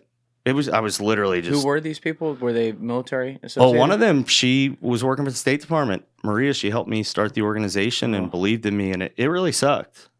It really sucked. So sad when people got to scurry off the ship because of how things look. But I'll tell you this, bro. That article, now, I wear it as a badge of honor because I'm still fucking here. Oh, yeah. I'm in this for the right reasons, and there's no doubt about it. I don't give a shit what it takes. I made the sacrifices. My veterans are still here. Our team is still here, and nobody can argue with that. How did you come out of that? Because this is early on. I mean, you actually had a few more people than I thought you did at that time. So, like, you had some size. Again, there's some things, by the way, today that Ryan can't divulge exact info, like exact places they are at all times. Some places you can talk about, but how many men they have in places, this is for intelligence reasons because a large part of what Vetpaw does is intelligence. But, how did you, as a smaller organization, at least at the time, come out of that over the next 1 to 2 years and continue to build the organization? And how did it affect your relationship with the governments who did know the truth? Sure. Well, I'll tell you this first. I'm gonna jump back a little bit. Okay. When I came back to the States, I was heartbroken. Sure. I remember my my very close friend Dean Fiacco. Actually, you guys have met Dean, and his now wife at dinner. Yeah. Great guy. He sat down, and I remember this was tough for me. He just looked at me and he goes, "What the fuck happened?" And I explained it to him, and you could see he believed in me. He's always been one of my closest friends since I met him, but you could see it in his eyes, just like, "What the hell, dude?" And then going home, and my mother saying, "Is this really worth it?" And telling her right back without hesitation, "You damn right it is." I gotta double down. I gotta. Yeah. Like I'm as hard headed as my mother, and I know that she would do the same. Mm-hmm. But moving forward, yeah, it sucked. We've dealt. I mean, I'm still dealing with it. I'm gonna be doing. Hopefully, we'll see. It's called Rhino Man. It's this feature film that's coming out on the Kruger National Park, the top ranger there who was assassinated. Is this the guy who was gunned down in the street? No. That's a different guy. Yeah, he was gunned down at his house. What happened with what happened with the park ranger in South Africa? So I'm gonna leave it to. I mean, if you want to Google it, it's fine. But they came to his house and Yeah. They meaning the poaching Poachers. network. Yeah, they've been after it. He had a lot of threats for a while, and the guy's a hero. And for people out there, this isn't just like the guys on the ground shooting people. You're talking about like the actual like mafia organization that then directs that to happen. Yeah. In this case, directed a hit on him. Yeah. He had a hit on him for a while, and he was very concerned. But this Rhino Man film is going to be very cool. It's a feature film that's coming out about it. And these guys have been working on this for like 8 years. It's insane. Who's making it? Google it because I don't want to jack it up. I just got introduced to them recently. Oh, so this wasn't like in concert with you guys. It was so we were talking. I was talking to them because they started a podcast, which is great. And, you know, they're coming at it from a different angle, which is awesome. Instead of a conservation podcast, they're coming at it from, you know, just a no side, whatever, somebody outside of the box perspective. And he said, hey, listen, I'm glad that I talked to you because I've heard a lot of people have had hesitation about working with you guys. You know, they're saying, no, don't work with Vetpaw because this, that, and the only thing when you Google or look that you can find that's negative on us, all these years later, and there's still assholes on the ground. Excuse me, there are still conservationists on the ground. No, seriously, I mean it's an asshole move. Like, come on, dude, you're talking about something in 2015 and we're still there. If we were scumbags, we wouldn't be there. Oh yeah. Yeah. And so it's not ego for me. If it was, I would have restarted. I mean, if people just like took the time to read your board, I mean, that's a pretty good start to be like, I think this is kind of legit. Or just take the time to look at our interviews, not just mine, but with the team. Like, you know, I'm not making money. No. Most of these conservationists that are doing this, they're making bank. Why do you think people feel the need to? Chaz, sorry, you can pull. By the way, you can pull this with you, and you can pull this up too. I forgot to tell you that before. That's my bad. I know. Does he hear that in your headphones? Way better. I can hear you now. I know. Go for it. Why do you feel that people have to target you, or in a certain way when you're doing so much good for veteran community, for the from a conservation standpoint? It just. Yeah, I think that I know that there's several different reasons. One is anybody that works with animals in general, we're emotionally driven people. All right. You got to have, I mean, It's not the only industry. And for the most part, it doesn't matter if I have experience with, you know, domestic animal rescues here in the States, cats, dogs, whatever, it goes on there too. Everybody has their own opinions. Everybody thinks like, hey, I can do it better. And they, you know, it's like high school. They spread gossip or make bullshit up. And the other side of it, in African conservation, wildlife conservation, everybody seems to be the one that wants to say, hey, I did it. I saved the rhino. I did it. Put my name up there. I'm the king, queen, god, goddess of rhinos. I did it. Give me my peace prize. Give me my Tusk award, give me my whatever it is. I don't give a damn who saves it. Save the species. I don't want my dude. I am a quiet person. Especially now after that stuff in 2015. I just want a quiet life. I don't want drama. Nothing. Hey, even if I did it, you can have it. I'll give it to you. Take it. You can champion that. Put your name on that trophy, whatever it is. I don't care. It's not about that for me. It's not about I've got my military awards, man. I got my family. I'm proud of what I have. I just want honestly, man, I want to live more like the people of Africa, man. Living the simple life. I really do. And then, you know, I think the other reason too is we're not traditional conservationists. We're not conventional conservationists. No. We bring a skill set that none of them have because we have a problem that conservationists have never seen. Well, let's talk about that because it's great to be a conservationist, you know, and there's a lot of great work that happens, but the conservationists in the sandbox that you play in are scientists. They're academics. They're people who are trying to do the right thing and save these species and protect them because they study them. They are not people who carry guns. They are not people who know what to do when someone sticks a gun in their face. They are not people who know how to hunt down organizations that are highly funded, extremely powerful, follow no laws in countries that already have, some widespread ability to not follow laws. And they are not people who have any understanding of running some sort of intelligence investigation on international syndicates and money that comes in that includes flowing through terrorist organizations all the way from governments themselves. So you guys come in bringing these types of skill sets to be able to get to the source, the root cause, and actually have people who are trained, who know what it's like to have a gun put in their face and to put it in someone else's face, to go take care of business and cut off the snake at its head, as opposed to saying, let's spread awareness. And I'm not trying to talk shit on them, but yay, let's spread awareness about the elephant. Guess what? Fucking, Vic Mabutu over here, who runs this fucking mafia that wants to kill elephants and sell it to the Chinese, he's doing it. Yeah. He doesn't care about your fucking Sarah McLachlan video and saying, oh my God, look, they're all dying. You guys are the ones that can actually stop that. And you've done a lot of work. You can't do it anymore because now you're recognized. But you've done a lot of undercover work. You guys continue to do undercover work where you're literally infiltrating some of the most dangerous people who will cut your fucking nuts off at any point if a mistake is made or you are made. Yeah. That don't you think we need a lot more of that in this particular space of conservation? Yeah, it's a big debate, the militarization of conservation. But do I want to see it militarized? Absolutely not. Of course not. But hey, we can sit here and debate whether we want it militarized or not. Meanwhile, you got animals, species being decimated. Yeah. So which do you want? Again, it's like we're arguing over the dumbest shit. That's right. It's just save the species. But I mean, what the biggest thing is, I know what evil is. I've seen it.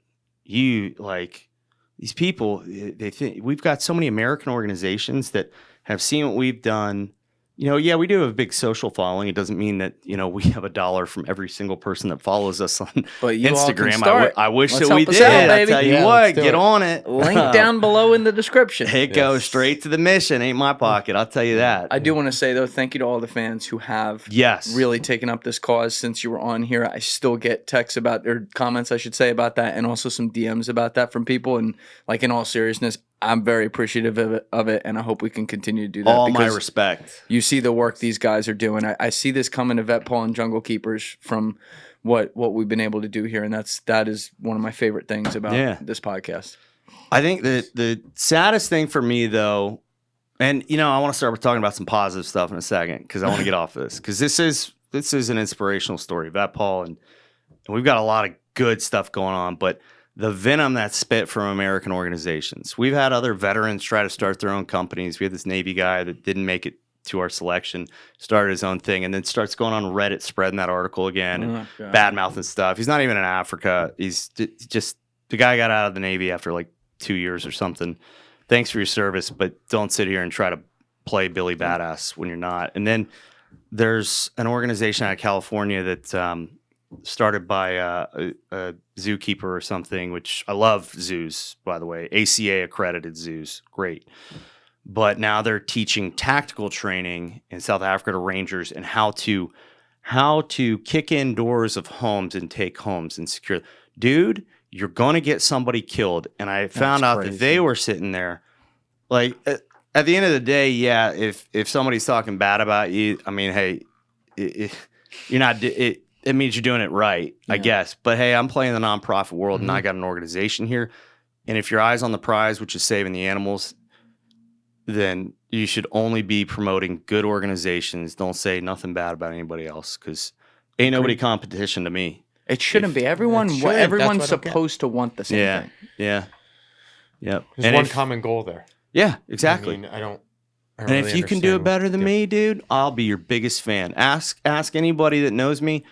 Dude, we promote every good nonprofit that we can in our newsletters, social media, whatever. If you're doing good work as a nonprofit for veterans, wildlife, the environment, we're going to promote you. We want, just because somebody has $1 to give to me, to Vetpaw, doesn't mean they don't have $1 to give to another organization. So share the love. Right. If you're doing good work, that's what it should be. Everybody should eat, man. What is this? I do think it's important though to go into how this looks on the inside because we didn't do a ton of this last time you were here. But first of all, when was your first undercover mission? 2012. Whoa, like before the organization's even formed. Yeah. How did that get spun up? God, the State Department would have annihilated me. The time. Hey, go ahead, try now. I don't care. So what was Disabled veteran card? That's what I'm gonna pull. Not all there. what was the details? So I was going into bars and there were specific targets. I'm a white American, super white American. I mean, look at me. Jesus. Going into bars and finding out, getting information from associates to certain individuals within the pipeline. And so I would go in, get their phone number. A lot of times I was the assistant to rich European or American, and that's how I present myself. And I would get that as much information. But the goal was to get that phone number. And then once I get that phone number, that WhatsApp or even direct text, and I had a bunch of different phones, SIM cards. We were working all of them. Is getting that conversation going. If you can get that hook, because you can get that phone number, but you don't get that text back or that call back. If you can get a call back, that's big time. If they actually call you, that's great. But How'd you make them trust you? Dude, it's amazing what you can do when you just have a beer and a cigarette with somebody. And I hate cigarettes, man. Half the time, I had to learn how to not choke when I'm... Cigars aren't. I promise. Cigars are cool. Yeah. Let's keep that. Shout out, Lucia. Oh yeah. But cigarettes, man, I can't. Couldn't be an actor because I could not smoke cigarettes. But you were still ripping some for the team. Oh yeah, ripping them. Marlboro man. Okay. Yeah. So you'd sit in the bar, you have a drink with them, you get this information, you try to get to their number. Brandy opens the mouth always. Why brandy? It's the African way, baby. And so, how quickly into a conversation could you even broach that type of topic? I'd say, it really depends on the individual. The more amateur they are, the easier it was. The more they open their mouth. How did you know what bars to go into and who to even target? I had the information from the government already. They had already started doing some intelligence, and that's what. Oh wait, the African government. Oh yeah. They had already known where they were hanging out. So you had some commission to be able to go in there from the locals. Yeah. Yep. Oh, wow. They gave me the That's information really cool. that I needed. They would take like a picture of, but most of the time their cover was already burned. So. They were really good at picking out who's government and who's not. Really good. How did you get that hookup even before the organization formed though with these African governments for them to be like, yeah, you can go do this? So it was in Tanzania. Robert Mandy is his name, and you can Google him if you want. He's Mandy or I? E. Robert Mandy. Go ahead. He is. Man, I feel like I've said the word hero so many times on here, but the guy's my hero. He's one of my best friends. Yeah. Robert Mandy holds a Master in Security and Strategic Studies and Certificate of Prestigious School, NDC, from the National Security College of Tanzania. Mr. Mandy is a lawyer with a strong background in wildlife and organized crime enforcement programs. He was the head of the law enforcement unit at... The Ngorongoro. Okay, thank you. Conversation Area Authority. Through determination and hard working in the conversation department, does that say conversation department? Yeah. Yeah, it does. TIA, man, this is Africa. It's supposed to say conservation. Yeah, I was going to say conservation department. Mr. Mandy was promoted to a principal law enforcement officer responsible for enforcement of laws, safety, and security of NCAA properties, not to be confused with NCAA, natural resources therein. Mr. Mandy was then appointed as a public prosecutor for the purpose of wildlife cases on November 11, 2013. Wow. To date. For more than 25 years, he has worked as a wildlife law enforcement prosecutor, investigator, and criminal intelligence analyst. What's his story with this? Like, why did he get so into this space, and particularly, like, as a native, does he just feel like it's a part of their heritage? Yeah, it's a part of him. That's cool. He loves his country. How'd you get connected with him?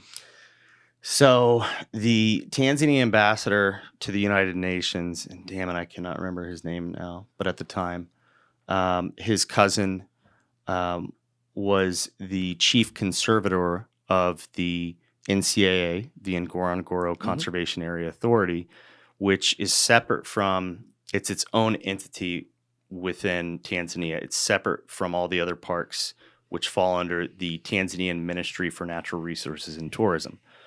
So the Ministry for Natural Resources and Tourism, we'll just call them the Ministry from here on out, does not have power over the NCAA, and the president assigned the NCAA to start the Wildlife Crimes Task Force with Vetpaw. Oh, And wow. that task force had the ability to go in any of the parks under the ministry. And the NCAA is the oversight or the administration that maintains and oversees the Ngorongoro Conservation Area and the Serengeti, or the Serengeti Park on the Tanzania side, which falls under the Ngorongoro Conservation Area. Okay. So Badass. I mean, it's literally like it's supposed to be where Lion King takes place. I mean, Whoa. geez. That's so In cool. reality, it actually, no, I think it takes place just outside of Nairobi or something, but everybody thinks it's Serengeti. That's so It's cool. legendary place. Well, what,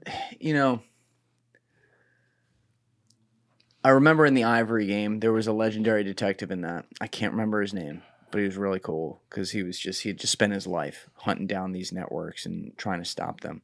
And obviously a guy like this, very, very similar. But He's a real deal. yeah, absolutely. But when you first go in there, like, what kind of team is within this that he's working with? Like, is he more of a cowboy and he's got a few guys, or does he have like a full infantry, if you will, of Sure. people who are doing different things, like, whether it be undercover stuff or actual patrol things, which are overt, I guess? Like, what was his real setup? So he's a total professional, really good at what he does, but total cowboy. It did not matter the day, the time, didn't matter who said no. If he had intel, he's going. Exactly. And I agreed with that 100%. So I'm like, dude, you and me, we're going to be best friends, whether you like it or not. So we were like, I mean, that's my dude. I mean, I used to stay in his home, eat dinner with his family. Oh, like, that's cool. oh yeah, he is family to me. I would sacrifice my life for that man. He had, that said, he had, what's a good movie to refer to? But he had a gaggle of 20 rangers that he was considering for this Wildlife Crimes Task Force. We got in there and it was like, holy shit. Like, some of them were really good. They had a lot of potential, and others were just like, I'm flagging all kinds of stuff. And so we started doing interviews, good cop, bad cop, just trying to see how they would do under pressure. And we narrowed that down to 10. And then we went, Who's we? myself and Oz, who was Green Beret, 18 Delta medic, badass, Savage. one of my best friends. He's so we narrowed it down to 10, and then we said, hey, we think that there's more potential in the ranger teams that we've seen, the ones that are out patrolling and stuff. Let's go visit some ranger sites. And we hand selected some from these teams, which kind of sucked because you're taking away from their manpower and their chemistry as a ranger team. But when we hand selected them, we shook things up and we started training them, and they were better than we were as locals too, which is so much harder to do. Oh, yeah. They were good, really good. And they just, like, I don't know, we were vibing. Everybody was vibing. We were clicking, and it was a great team. That is cool. And It's that's a like family. that's like the birth of Vetpaw in a way. Oh yeah. Yeah. Yeah. And what was, so this is before you act. Did you have the name at this point, like the idea for the name? Or did that come later? Yeah, we had the name. Okay. But then why do you say it like that? Well, it's a long acronym, especially when I have to say Veterans Power to Protect African Wildlife every time. But a lot of people think it's veterinarians. So, but no, it's cool. It's kind of badass, Vetpaw. It is now. Yeah, it I is. like that name. I think it works. Yeah, I love the branding too. Yeah. I'm all about Prove it. it. Get a tattoo. Yeah. Prove it. Okay, kidding. Prove Yeah. it. I'll make you my first. But one quick thing, Yeah, go ahead. because I'd like to go back on the psychology of how to get in with those individuals when when you said, hey, they know who's from the government or not. Like say if you were in the States, like, I don't know, you obviously buy a drink, you have a smoke, you break some chops. Like, what was the, if you can get into any details of like conversation, stuff like that. I think that's so interesting to go back because it's so, because Cloak and dagger. That's a huge piece in actually, finding these, these culprits. So you have your, your alcohol, your cigarettes, whatever, your poison is. The third element there is cash. Casually show that you have a ton of cash, which is not hard to do in Tanzania because it's a different currency. Yeah. So $100 out of the ATM, you gotta. You're right, dude. Oh yeah, but I think you got to know how to be a good listener. People love to talk. Personally, as I've learned as the president of Vetpaw, and I genuinely enjoy this. I have to tell my story so many times. I like to ask people questions. I like to learn about other people.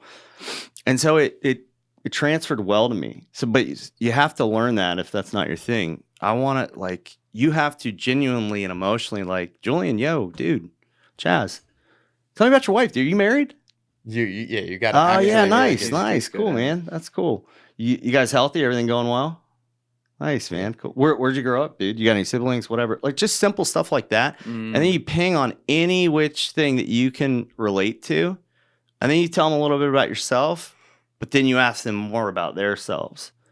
Find just people love Let them do the talking. Talk, especially about themselves. Had you done undercover work before this? No. Nothing. No. How'd you get I've taken classes and stuff, but so you had done some training with it at least. Yeah, but that's not the same. No, I mean, was your heart rate jacked your first time doing this? It was definitely elevated. I wouldn't say it's jacked. I mean, it was jacked when I knew that I was going in to do a buy and I was unarmed and I knew that everybody around me was armed. Where was that? Tanzania. Yeah. When you say a buy, were you going in to buy like rhino horn or elephant ivory? Ivory. Yeah. What is that? Going into a warehouse, literally getting picked up in a vehicle that's not mine.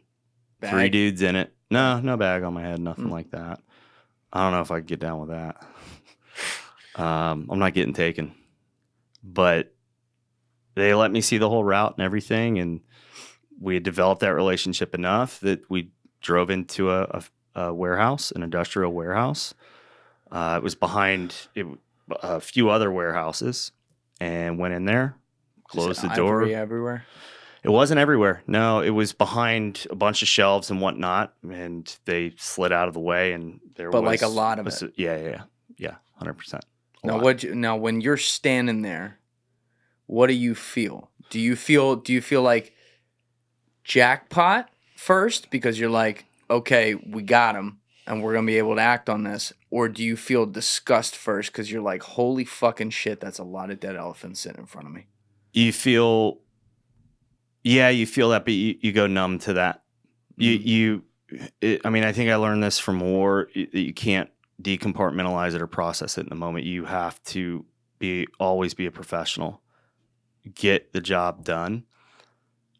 And so I would say it took me a couple days to really recognize the shock of seeing it. But in that moment, I'm like, fuck yeah, dude, sell it. Let's go. Yeah, this is a good you loaded up, my guy. This is more than I thought. Like, dude, thank you, man. Yeah. My boss is gonna be so happy. I'll take it. Like, let's go. We'll take it all. Yeah, no, seriously. You got any leopard skin while you're at it? Like, it's crazy. It's sad, but it's real. You gotta sell it, man.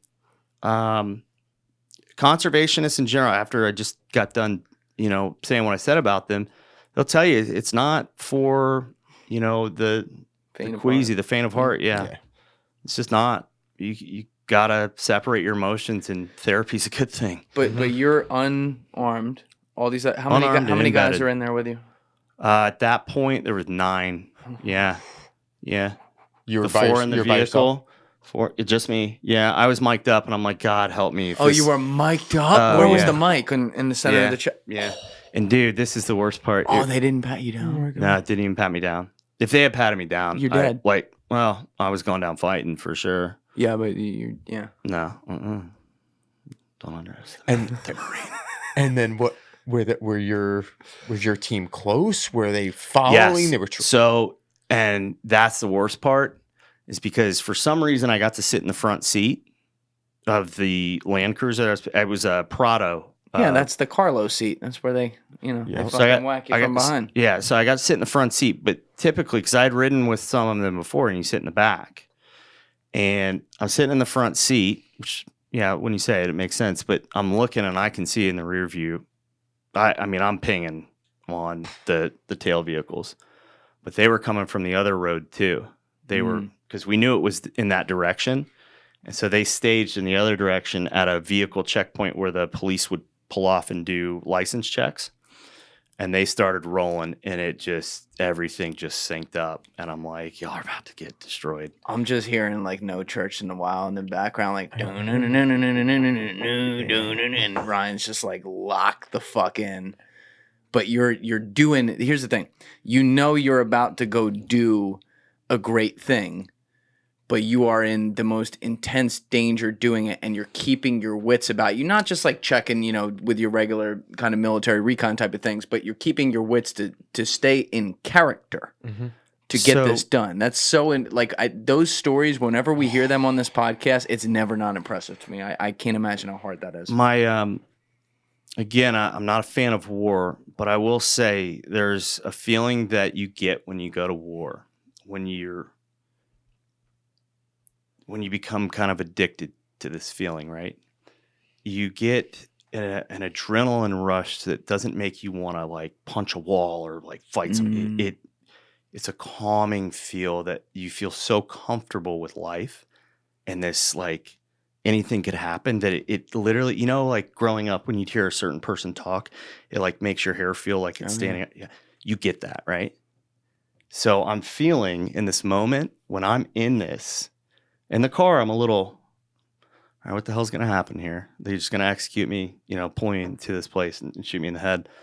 But once I'm in there and out of the vehicle, that hair starts standing up and I start getting back in the zone, dude. I'm just comfortable as hell where I'm at.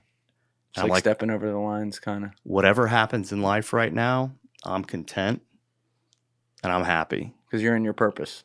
I'm in my purpose. You're where you're supposed to be. And let's get it. Whoa. Now, how'd you get out of there?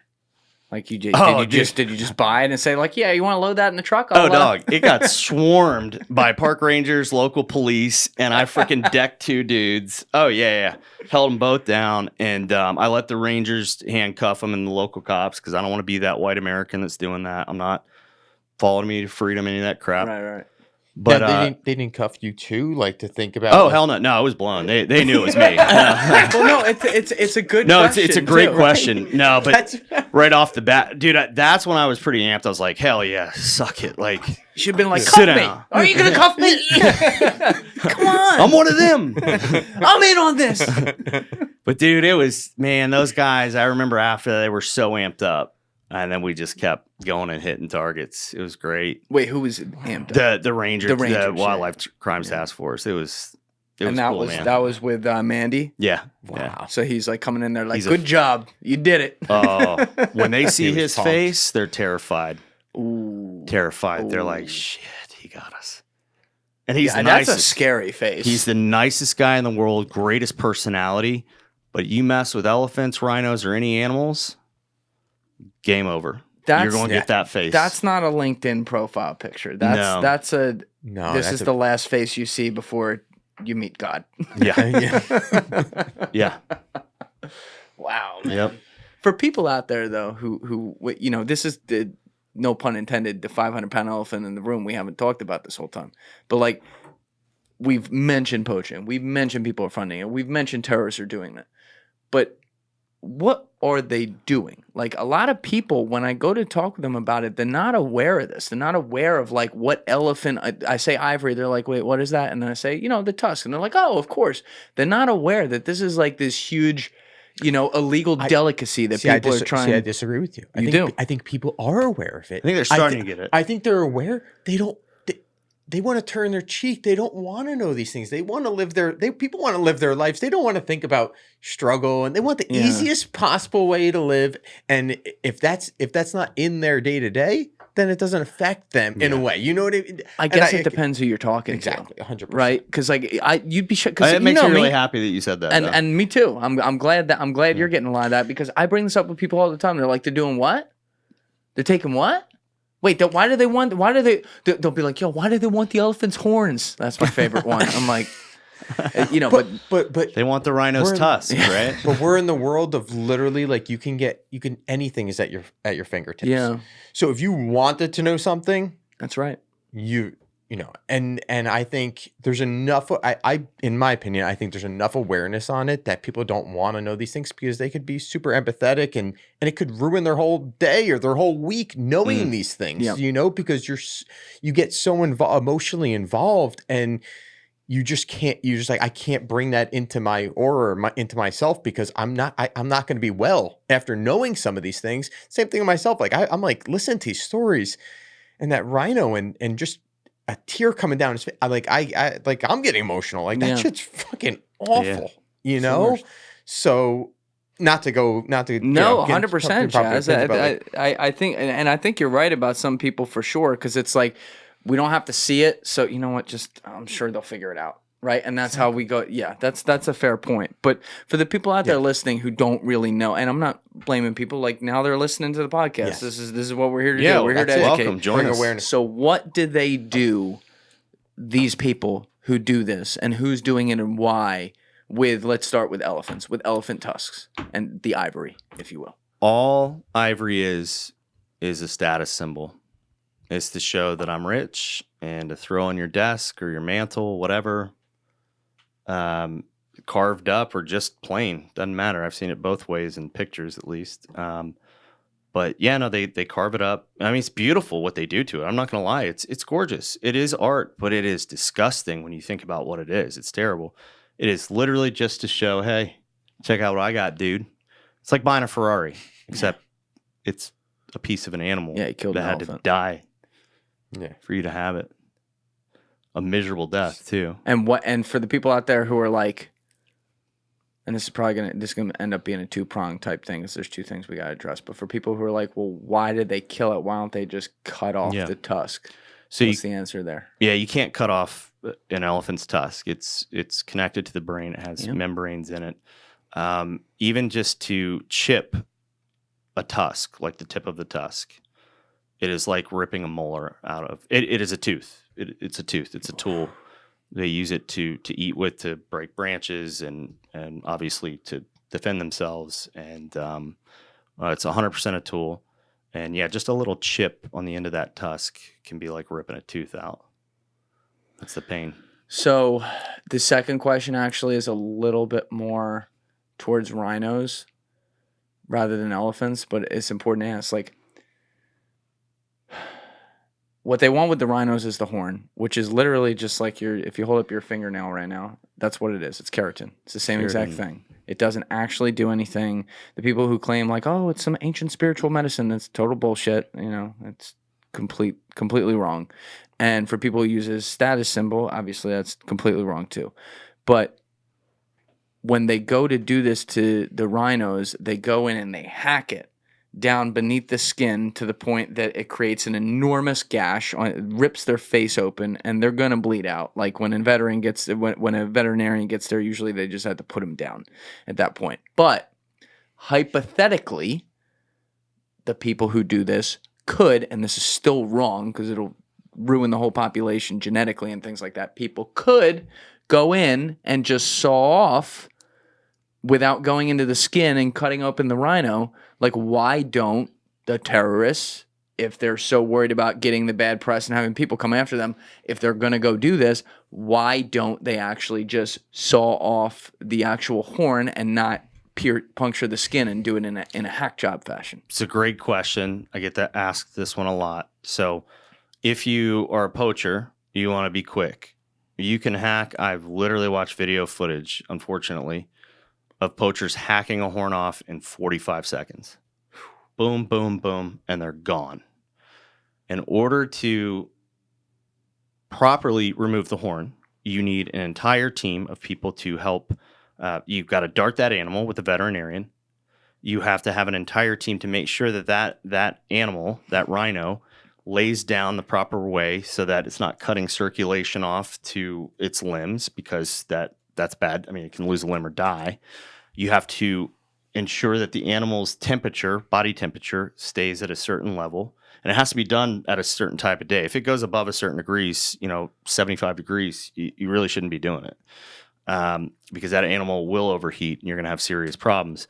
And it takes a while, a drug to put it down. Once it's down, to saw through that thing and to know where to saw it off, because you can go too short. I've seen it happen. The animal was okay when it did happen. To cut through it takes, good 10 minutes. And then you have to give it the antidote so that it wakes up. The, what do you call it? The reversal drug. Right, Excuse me, not antidote. The reversal drug. So that way all of its vitals and its bodily functions come back in the most healthy way possible. And you don't want to do that. We want to dart rhinos as least amount as possible. And, oftentimes it takes a helicopter to find them, and you got to dart them from the helicopter or a vehicle, whatnot. It can grow back. It will grow back. It takes about 2 years to get a substantial size back on it. But what you're doing, as you had just mentioned, Julian, Right. is you're affecting the mating patterns. So now you're starting to affect the genetics of the animals. And why is that? What do they use the horn for? Well, from a obviously, mating if they don't have the perspective? horn, they're not going to get laid. Right. That's Bingo. Yeah. That dominant bull is no longer as dominant. Yeah, he's got his weight, but that horn, I mean, rhinos can kill each other with that horn. That horn will go right through another one's torso. And I mean, it's gnarly. It's bad. Wow. Especially black rhinos. They are, white rhinos are bigger and they get into some nasty fights, but black rhinos can mess each other up. You ever seen a video of it was pretty recent, I think, of the elephant fighting the rhino? Yeah. Can we pull that up, Lassie? The shit was fucking wild. We had a video of an elephant showing up. Elephant beats up rhino. It made, I forget whatever the show was, but it's like a daily TV show, like some viral clips or something on one of the major networks. And we were putting supplemental feed out for the rhinos because it was drought going on. And an elephant came out of nowhere, and it was 2 massive rhinos. And he was like, "Get the hell out of my face. This is mine now." There it is. Go. Staring him down. It's like backing him up. Like you can hear like the Western music. Dude, that is a serious rhino too. Tries it with the horn. Can't even get it up there. That's how big that fucking elephant is. It's not even like a huge tusker either. You see his third leg there. I was gonna say. Yeah, no, he's in moss. Or his fifth leg, excuse me. His fifth leg. Oh, done. Ah, poor guy. You hate to see that. Where's the UFC ref coming in going, no mas? He's not gonna kill him here, is he? No. Okay. No. He just I think he did gore him and then he ran away. See, he's got a little blood down on the side. Goes. Yeah. Yeah. That is some National Geographic shit right there. Yeah. Everybody thinks animals get along. No. No. Elephant's just like, I'll stay Not- right here. It's not Disney Fuck World. you, G. Is that some of the blood on that? I think so. Yeah. Jeez. Wow. And this was the other thing, it's bringing it back to elephants for a second. With the tusks, we've seen genetic changes on the continent over the past 100 years because the ones with the tusks are obviously the ones who were targeted, to the point that as they decreased the population, as poachers were really breaking through for like 30, 40 years there especially, we are seeing fewer and fewer African elephants born with tusks because it is being threatened in the gene pool as a survival instinct against the poaching, and genetically, because like so many of them are being killed, that now you think of that image of the African elephant, the real king of the jungle, all due respect to lions, like you're thinking of those fucking tusks. Yeah. Like it's a part of who they are. And now you when they don't have them, forget all the behaviors you already even laid out that they use it for. It's going to change them as a species. They're not going to have the same, they're still a big, powerful animal, but it's not the same thing. We are so close And I don't even know if it'll come back to losing the big Tusker bloodlines. I mean, you're talking about tusks that are bigger than this table. I mean, they are the size of this curtain behind you. Whoa. They are massive. Because you got to remember that tusk goes up in just because you can't see it anymore. The skin's there. It goes way up. It's got membranes and it's connected to the brain. I mean, it's part of their body. So it's way bigger than what you see. And that Tusker bloodline, that king of the jungle that you mentioned, the real king of the jungle, is that bloodline is pretty much gone. What does a tusk feel like when you've had to pick one up in some of those rooms when some of these guys have it? Yeah, it's an emotional feeling. So I'd say it feels emotional to start, but the physicality of it. I mean, they can be heavy. Depends too. Some of them are hollow to a certain point, and then they're filled the rest of the way. But pretty smooth, I would say. A lot of the ones that I've picked up still have dirt on them, which is sad. Oh. They still have, some of them can even have leaves or tree bark stuck to them still. I've been in rooms 4 times the size of this of confiscated ivory, wall to wall, floor to ceiling. I got pictures of it. I'll have to show you. Are some of the biggest tuskers though that we have out there in some of these countries? Are there, like in particularly them, because obviously they're rarer and rarer now, are there extra precautions that are in place for them specifically? Like, are there groups, not just you guys, obviously you guys are one group, but are there groups that are kind of around them all the time and also using tracking materials where they're never a certain distance away from them so that they could have closing speed if there were enemy combatants entering the area for some reason? That's a great question. South Africa, there are a lot of private reserves and some federal reserves that have imported through the game trade, which is a big industry in Africa. They've imported younger bull and cows, elephants, from those bloodlines into the country. So eventually they might become, hopefully they will grow into that. We'll see. But I would say KWS, Kenyan Wildlife Services, and Sheldrick Wildlife Trust. Yeah. Pinnacle of conservation. I mean, they are so badass. Yeah. What's the story with Sheldrick? They're such an amazing organization. Dude, Daphne Sheldrick, God rest her soul, total legend, man. Their family just dedicated their entire life to fostering orphaned elephants. Yeah. Those and videos raising are so them. cool on Man. Instagram. So much respect for them. I mean, total icons in conservation and for the right reasons. Do they have people like you as well working with them? They have an amazing security team. They have an incredible veterinary staff. They have helicopters. Fortunately in Kenya, they deal with a lot of drought. And so, the elephants know where to be to get that supplemental feed or water. But at the same time, they can cross over into Tanzania at any point. Luckily, hopefully they cross into the Ngorongoro because the Ngorongoro their security team is epic. Mm-hmm.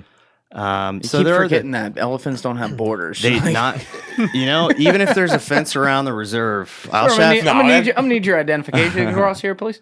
It's nuts, man. I'll be driving down the road like in Tanzania or Kenya and in the middle of the night, and boom, here goes elephants crossing across the border. Dude, I'm sitting at a pizza restaurant in Tanzania on the street. They have those? Pizza, yeah. Is that any good? It was good for Africa. It was the same place that like. Is it better than Florida? Is it better than Florida?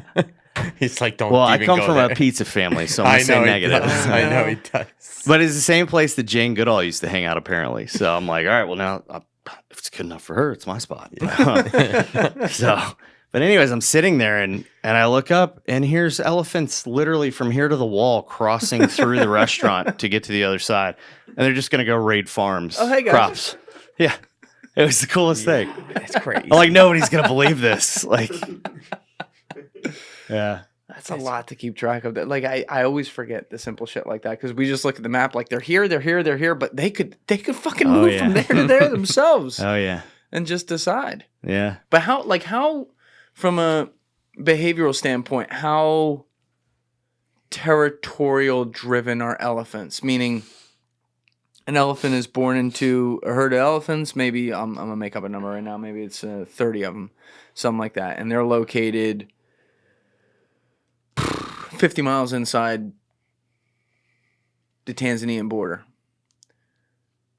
How much do we see patterns where those herds stay in a certain area for their existence versus just randomly, make a 300-mile trek to some other country? That's another good question. It has to do with the weather patterns. Drought is a freak thing. A lot of times, it can become annually and it shifts.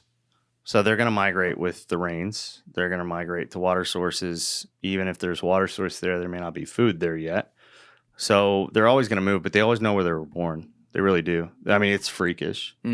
It's, I kind of hate saying that it's freakish because like we're humans, so we think everything is abnormal for another species. Sure. At the end of the day, we're just animals too. But they're so incredibly smart and their memory is insane. Absolutely nuts. They remember everything. They do mourn their death. They absolutely do. Oh yeah, can we pull up that video again? Elephants mourning. Elephants in mourning. And it's anybody, so sad, every now and then you get some amazing. like pioneer conservationist or crusader that's like, that's not. I debunked that BS. It's true. Bullshit. There's millions of videos of it. Don't be that guy. I shouldn't say millions, but there's a lot of videos that show it. Yeah, this one right here from National Geographic. Let's hit this. That'll be over in 10 seconds, apparently. I gotta give you my login. I keep saying that. Right, yeah, but do you have the other one? That's not the account I watch on, although it should have it on all of them. Yeah. That's bizarre. Oh, you know what? They may be computer-centric now. They're really hitting people.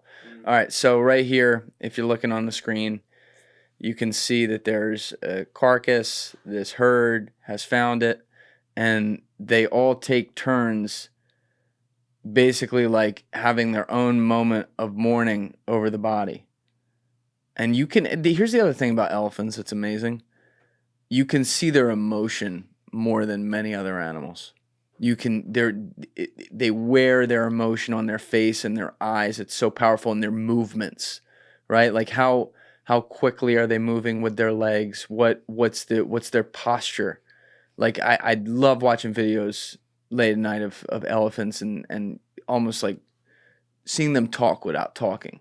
But you see them, like it's so clear right here. And there's another video that we show. Can you pull this one up, Alessi, of the mother who has to make the decision about her baby elephant? I don't know if I can watch this one. This one is really tough. Just type in mother elephant, baby dies.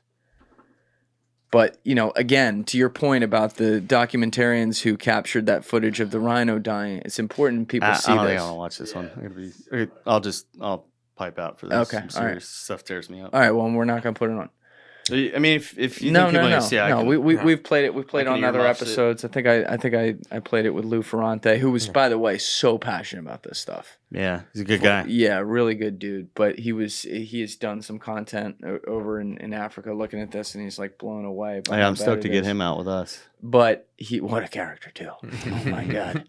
But you see things like that, and you can go watch that video on your own since we're not going to show it right now. But there's a human feeling you get when you watch it. They're just special. Mm-hmm. It's a not worthy feeling. Yeah. Yeah, I think photography is a big passion of mine. It's my favorite hobby, and I love to just zoom in on the eyes of animals, but especially elephants. They're all unique in their own way. Yeah. Super special species and total gift to our planet. How much when you're over in Africa doing work? I would imagine there's certain herds of elephants that you have a pretty good relationship with. Yes, I would say specific members of our team more than myself now because I'm not over there as much. I've got to you're running the business. Got to keep things moving and spread awareness. Do things like this. But even rhinos, the guys, it's your voice. The elephants know your voice, or they know our team's vehicles. They know what they look like, how they drive, the sound of them. Like, before the guys will start the vehicle, if they're sitting there and watching elephants or rhinos, all the vehicles are stick shift, they're manual, and the guys will push the clutch in and move the stick shift around between the gears so that the animal can hear that and know that we're getting ready to start the vehicle and not startle them. And so just simple things like that and how the team drives. They know that, hey, this is somebody that's supposed to be on this reserve. They know that vehicle versus somebody that's just a guest on the reserve or a worker that was paid to be there. And they don't like those vehicles.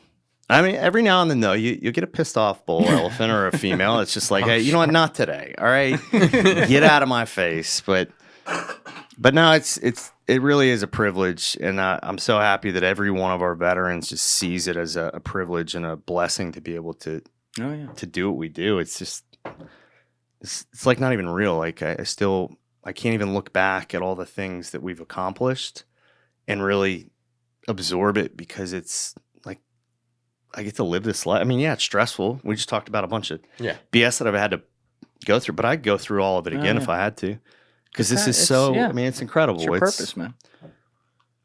Anything worth doing like you have, and the accomplishments that you've made, it's going to be hard. If it wasn't hard, you wouldn't feel that type of. That's right. Amen. Of some of genuine emotion of how much of an impact you're making. Some of the reasons, though, that it's hard are annoying. Yes. Right? Like, it should be hard because the job itself is hard and there's bad guys, and we got to figure out where those guys are. But when you have friendly fire, which is some of what you deal with, that's what's annoying. That's what we got to get rid of, people. We got to stop that. Yeah. But, like, we've been talking about your team all day. Alessi, do you have that documentary I sent you on the text? Can you pull that up real quick? I just want people to see the opening scene of this. It's one of the coolest things ever. Let's go right to the front. Yeah, press play. So they were capturing, kind of like the ambiance around in this documentary. We're not gonna have the volume on just because it's proprietary content. You remove that bandana. But you see, like, these are your guys in patrol. I love this part. Stands up. This is a veteran. Literally lost a limb over there. Gavin, he's a badass. Fucking out here, jacked as shit, protecting these animals at the crack of dawn. Marine Scout sniper. And now, what are they looking at right there? Is that elephant, or is that a helicopter not friendly? No, it's a friendly helicopter. Okay. He's coming in and buzzing the tower. Just making sure that we're good. That's one of the only helicopters that's authorized to fly at night in the region. Okay. So what's your... I know there's certain aspects of what you guys do and how you do it that you can't divulge. But what's the protocol here from a general basis? You have a certain number of guys on the ground, we're not going to say, in the various areas. I believe you work in numerous countries, we'll say. Okay, it's a nice list, but not going to say how many. Those teams are sometimes tasked with being responsible for on a night watch or something, or a day watch for thousands of miles of land in a way. How do you, that's like a needle in a haystack. How do you even approach navigating that from a strategy perspective? It is gathering as much information as you can, even the smallest things, and you're noticing a shift in the atmosphere. You're looking for that anomaly. Something that makes the hair stand up in the back of your neck, or something that just you can't stop thinking about. Something was off. I can't figure it out. But let me go back and look at that information again. Let me analyze that again. Let me figure out what I'm seeing that's off here. Can you give an example by any chance? So, yeah, I would say here's a good one. So you're going down, you're doing a perimeter patrol, which is it's no big deal during the day. And you're doing a perimeter patrol. It's not dangerous because during the day, like I said, and you're just looking for something that's off, something that's abnormal, and you notice, hey, there is a ton of, and this is a small example, there was a limb on this up against this fence yesterday. A massive tree limb. Not massive, but big enough, and we had to move it, and we put it over there. And then there was another one down the way, and we had to pick that up, and we had to move that as well. We just put it off the road. And there was another one. We moved that one. Now all of a sudden, you've got all three of those stacked on top of each other like this, all four of them. We'll say there's four. Well, that's a chute. That's a funnel. That's the funnel animals into a snare. Stuff like that. Something as simple as that. Or there was, let's say, we just patched up a hole here in the fence. Not a hole, but it was pushed up. We patched it up, made it great. And now all of a sudden there's a footprint there. Now we got serious problems. Serious problems. And now you're looking for spore. You're looking for more footprints, and you're tracking that. So we have tracked, tell you what, we've gone on 13-hour tracks following spore. Hours. Yes. I'm talking through canyons, rocks higher as 2 stories tall, and finding the tracks again, and we're back on spore, and we're going. We had, and this was this happened twice in 1 week. Christmas Eve into Christmas morning, and then again New Year's Eve into New Year's Day. Whoa. And it was awesome. There's nothing I would have rather been doing. We are going. Oh yeah.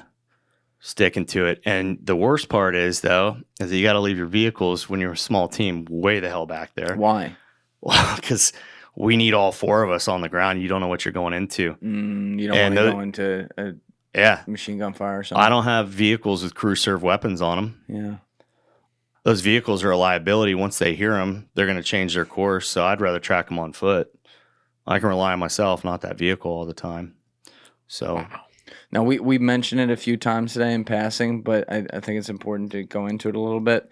One of the things that you hilariously got some shit for last time you were here is when you correctly called out some of the organizations who are quite literally even doing it on the ground, let alone sending in the people and resources to make it happen, weaponry, whatever, and that is ISIS, Boko Haram, Al-Shabaab, and these different terror groups.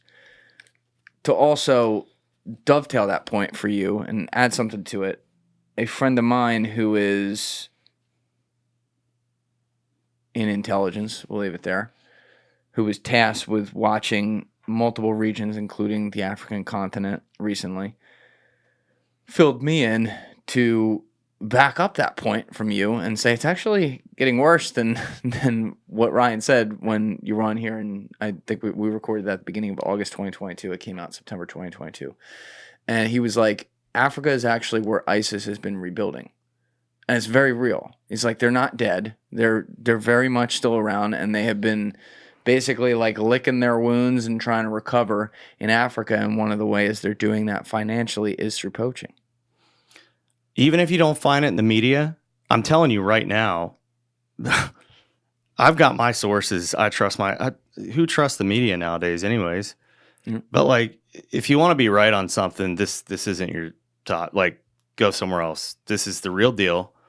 And this isn't the place for it. Bottom line is ISIS we've been saying it since the 60s or 70s that Africa is the next battleground. ISIS plans on making it that. And their way to do that, one of the ways to do that is wildlife. So fund what they do. Yeah. So do all your Googling, whatever you want to do, but you can even talk to think tanks if you want. But most of them will support that, if not all of them. But even those that don't, I'll tell you that they're wrong. I'll be your think tank there. I see it. I've witnessed it. I can tell you where cells are right now. Well, that's the question. Have you and your team and or some of the groups, like what was your buddy's name again from Tanzania? Oz? No. Oh, Robert Mandy. Yeah. Guys like him. Have you guys personally caught these dudes? Some of these guys? I have personally tracked terrorists and apprehended terrorists with Robert. Confirmed terrorists. Confirmed. 100%. And they get put in prison. Good shit. When you get them. What happens to them afterwards, it's up to the government. But most of the time, you'll never hear about it again. Mm. Yeah. They don't think kindly of terror groups in Kenya and Tanzania. I would imagine not. Good for them. Yeah. I'm cool with that. Yeah, likewise. That's so. It's amazing that's not covered. And then from a technology standpoint, like, is there surveillance? And you guys is there cameras involved? Like, I know obviously eyes, ears. You have the with the donations support all the technology and the trucks and everything that you guys have. How do you cover, like, just covering all this ground? And as you said, people don't usually do this during the day. They're not doing this, in plain sight, and so to speak. They're doing this at in the middle of the night. Yeah, so we do have some drones. And you don't have to tell me. No, it's fine. I'll tell you what I can. Tell me. We do have some drones, UAVs that are industrial level / military level to a certain extent. Anything that is not allowed to be exported out of the States due to ITAR restrictions, if we can get it in South Africa legally, obviously legally, we get it there. That said, we do have some UAVs. The reserve, our headquarters reserve, actually just got 2 more this week that have night vision and thermal capabilities, AI capabilities, which is great. They fly long term. They can land with it. There's a box in the middle of the bush. If they start running out of power or inclement weather's coming in, that box will open up. It lands in there, recharges while it's closed, and when the weather clears, it's full of battery and gets up and goes again. It can track vehicles, people, animals, once it learns all the AI stuff. We started getting into the satellite imagery close to real time as much as possible. And these companies love to, they have all these resources. They're mega big time companies. And at the end of the day, they give you a lot of hope. We could do this. Maybe there's a potential for sponsorship. But then at the end of it, they want, $300,000 a year just to give us access to their satellite imagery in a very small area. And it's like, come on, dude, we're a charity here. Don't sell this to us. Like, you have the capability to make a difference here, to help save a species and support those veterans and these organizations that are doing this. You're making enough money. Why don't you hook them up? Yeah. Isn't that your responsibility? Like, everybody in life, no matter what you do, you have a responsibility to serve others in some way. And I think this is a good opportunity for these satellite imagery companies to really step in and change the landscape of wildlife protection. But there's also, I hear a lot of these stories from you, because the crazy thing about a lot of the undercover work you guys have done over the years is you end up bumping into a lot of other things that have nothing to do with what you're doing that you kind of uncover. And I know some of those you obviously can't divulge, but like, there is such an insane international dark side of capitalism, if you will, that occurs within the African continent in all kinds of businesses. We've seen the stories like the cobalt mines and stuff like that. Again, I've heard some of the ones that you've told me about that blew my mind. Like, there's so much that people are already taking advantage of there, and yet, I don't mean to be a cynic, but do we expect some of these same companies who are operating in that type of territory, implicitly at least, with some of these kinds of things, to really give a fuck and want to help out, Well, I choose to be optimistic. I choose to. I hope that somebody steps up and does the human thing, the right thing, and helps out, because, we don't operate off an endowment. We'll get there one day, because we're not quitting. We've been doing this long enough. Yeah, we got to get you there. And we'll make it happen, but we ain't paying no $300,000 for satellite surveillance that you've already got. Put it at 435, if you don't mind. I'll let you pause it right there. I wanted to bring up this video too. This is another one that's been played on podcasts before. Yeah, right there. Pause it right there. So, one of the things I love about the approach that both you and Paul Rosolie have, your buddy Paul, and Ryan, if you go look at 117, was the guy who started putting this all together here, introduced me to Paul, all that. Very cool to see all these worlds come together. But Paul in the Amazon, you in Africa, your goal is more common sense education, if you will, for some of the people there who are involved in these. In some cases, there are literally some locals who are, roped into this to do this or whatever. And the approach is not to so much go after them and destroy them versus it is changing hearts and minds. And I love this clip that I want to put full screen, and we'll kind of narrate it because it is owned by Discovery. But stick this full screen if you don't mind, Alessi. This was you on Discovery, I guess, doing a feature back in 2017, something like that. This is 2014. Oh, this is even farther back. Way back, yeah. So what you're going to see here is there are a couple locals in this case who were caught poaching. And this guy, we can play it now, Alessi. This guy who's one of the investigators is telling you, and I'll read on the screen in a second, this night we have to talk to them very, very seriously, but we have to torture them. We have to use like at least a bit of reasonable force so that we can like have the crucial information. And he's telling you this, the information which we need to get us exactly the people we want to start. And your approach is, no, let's go in there. Let's talk with these guys. Let's say like, okay, you're playing for the wrong team right now. You obviously got caught. You're in trouble. But why don't you think on it? And I'll come back tomorrow. And if you and if you want to tell us where all these cells are who have hired you and take us there, we can look at you potentially becoming park rangers and joining Team South Africa. Or was this in South Africa? This is in Tanzania. Yeah. Team Tanzania. In this case, it's a very cool clip. I'll put the link down in the description, but it's literally showing you on the ground with these guys telling them this. And that approach, this is the peacemaker approach. You know, warrior guy coming in, having to take care of some shit, but you're not in there, you know, putting holes in heads where you can change current holes in hearts and mend them up. I think that East Africa specifically, but conservation at that point had really humbled me. I was no longer, was I capable of doing what I did in the Middle East? Absolutely. But I realized, this isn't the Middle East, and you can't be a bull in a china shop. These are real people. And if you saw where these men and their families lived, it'd break your heart. It would break your heart as an American. Just total poverty. They only got water every now and then. Water was not even they were lucky to have water during the day. They were lucky to have corn or maize. It's crazy. It's crazy. So who the hell am I, as some blonde kid from Florida, Marine or no Marine, I don't care what my background is, who the hell am I to come over an ocean to their country and say, do it this way because I said so? Absolutely not. That's not how you get somebody to be on your team.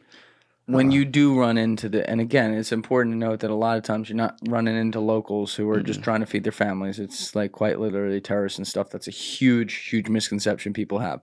But when you do run into the ones where it is that, and, they were obviously hired by bad people, but they are trying to, literally get water out of their spout for their family. Is there a part of you that even though you hate the act and you don't agree with what they're doing, it's the opposite of your beliefs? Is there a part of you though that does have real empathy for that? For these people like this? Yeah. Absolutely. Yeah, 100%. I do. Again, I have more empathy for the animals. However, I have enough empathy for that person to give them a chance to do the right thing. I have that mutual respect that every human should have for one another until proven otherwise. I sit here and I look at that and I wonder where they are today. Are their families okay? Are they still poaching? Are they doing the right thing? Well, one of them took it all. Oh yeah. Oh yeah. And then the other one started seeing how the Rangers started treating the first one, and then he wanted to get in on it. He's like, okay, they weren't kidding. Like, it was kind of cool to see, but man, the one guy though that didn't agree to do it in the beginning, the one that was sitting in the white shirt against the wall by the window, man, I felt really sad for him because he had the opportunity to really change his life around and really help his wife and his kid, and it's out of my hands. I don't know what their judicial system ended up doing with him. Do you think he was afraid of what the people above him in the line might do to him and his family? Yeah, that's exactly what it is. I can understand that. 100%. I try to put myself in their shoes to think like, yo, what's this guy going through? I can't imagine that. Can you imagine the stress? Like, no, you think about our everyday stresses, and it's whole different playing field there. yeah. I mean, it's look. You're very conscious of not being, the great savior from America coming in there because these people, they're from there. This is their land. Like you said, I'm a guest. Exactly. But you still have to then try to, when you're in these situations, in a way, educate them on their own fucking place. At least a part of it that they're ignoring. So it's a very fine line dance you have, but someone's got to do it, because obviously, you just look at the numbers before you guys even started in some of these other organizations too. Like, some of these tactics are working. They speak for themselves. Yes. And I don't think anyone's better fitted to be able to tactically take on what is going on in Africa than you. You're 100% right. We bring an unconventional approach to a conventional industry and sector. Yeah. And that's what's needed. The world's just moving faster every day. Yeah. You better bring it. You better get creative and think outside the box or they're going to get you. And we do that. What is right now, obviously, like, you don't personally do undercover stuff anymore because you're too recognized, but like, how much does stuff like that perhaps your organization is somewhat involved in still go on with guys like your boy in Tanzania? I'm not really at liberty to speak about that. Okay. Things go on, and I'll tell you, Robert Mandy is a pioneer of it. Other countries have adopted similar strategies. Got it. So, who's the worst? Like, who's your most wanted poaching cell right now? Where are they, and what's their story? Won't tell you that either, unfortunately. I will tell you that a couple of years ago, there's a poacher by the name of Navarra. Biggest damn scumbag in the world, and they finally arrested him. Was that Good shit. the one they got in the Ivory game? No. It wasn't. It was a different one. I don't believe so, no. Where was he out of? This Zimbabwe. guy? Zimbabwe. Yeah. And how big was his organization? Approximately. I mean, it was a whole village. It was massive. It spread across multiple villages. Had a new car every week. Who was funding him? It's a good question. I'm not really going to speak on it. Okay. Yeah. But we did talk last time a little bit about particularly the culture within countries in East Asia that seems to be very fascinated and enthralled, and not all of them, but some people there, powerful people in ivory, in rhino horns, and things like this. And it's literally, in some cases, like including the Chinese government connected. Mm-hmm. So when you have, that's the second biggest GDP in the world right there. When you have a government like that who at least implicitly behind the scenes supports things like this, because they look at China. They buy up all this shit in Africa. They don't give a fuck about it. It's a lifelong debtor to them that they're gonna hopefully be able to shylock or what's the mafia term? The fucking yeah. What is that term? What is that term? Let's ask the connected guy over here. But oh my God, loan sharking. Sorry, shit like that, yeah. Right? So they're going to be able to do that forever to some of these countries. So they already don't care about it. How do you go up against something like that? A country that powerful who laws don't apply, international laws. Yeah, they don't know laws. There's nobody to hold them accountable. United Nations, what? Jesus. Go stop a war for the first time ever. Yeah. Oh, wait. Yeah.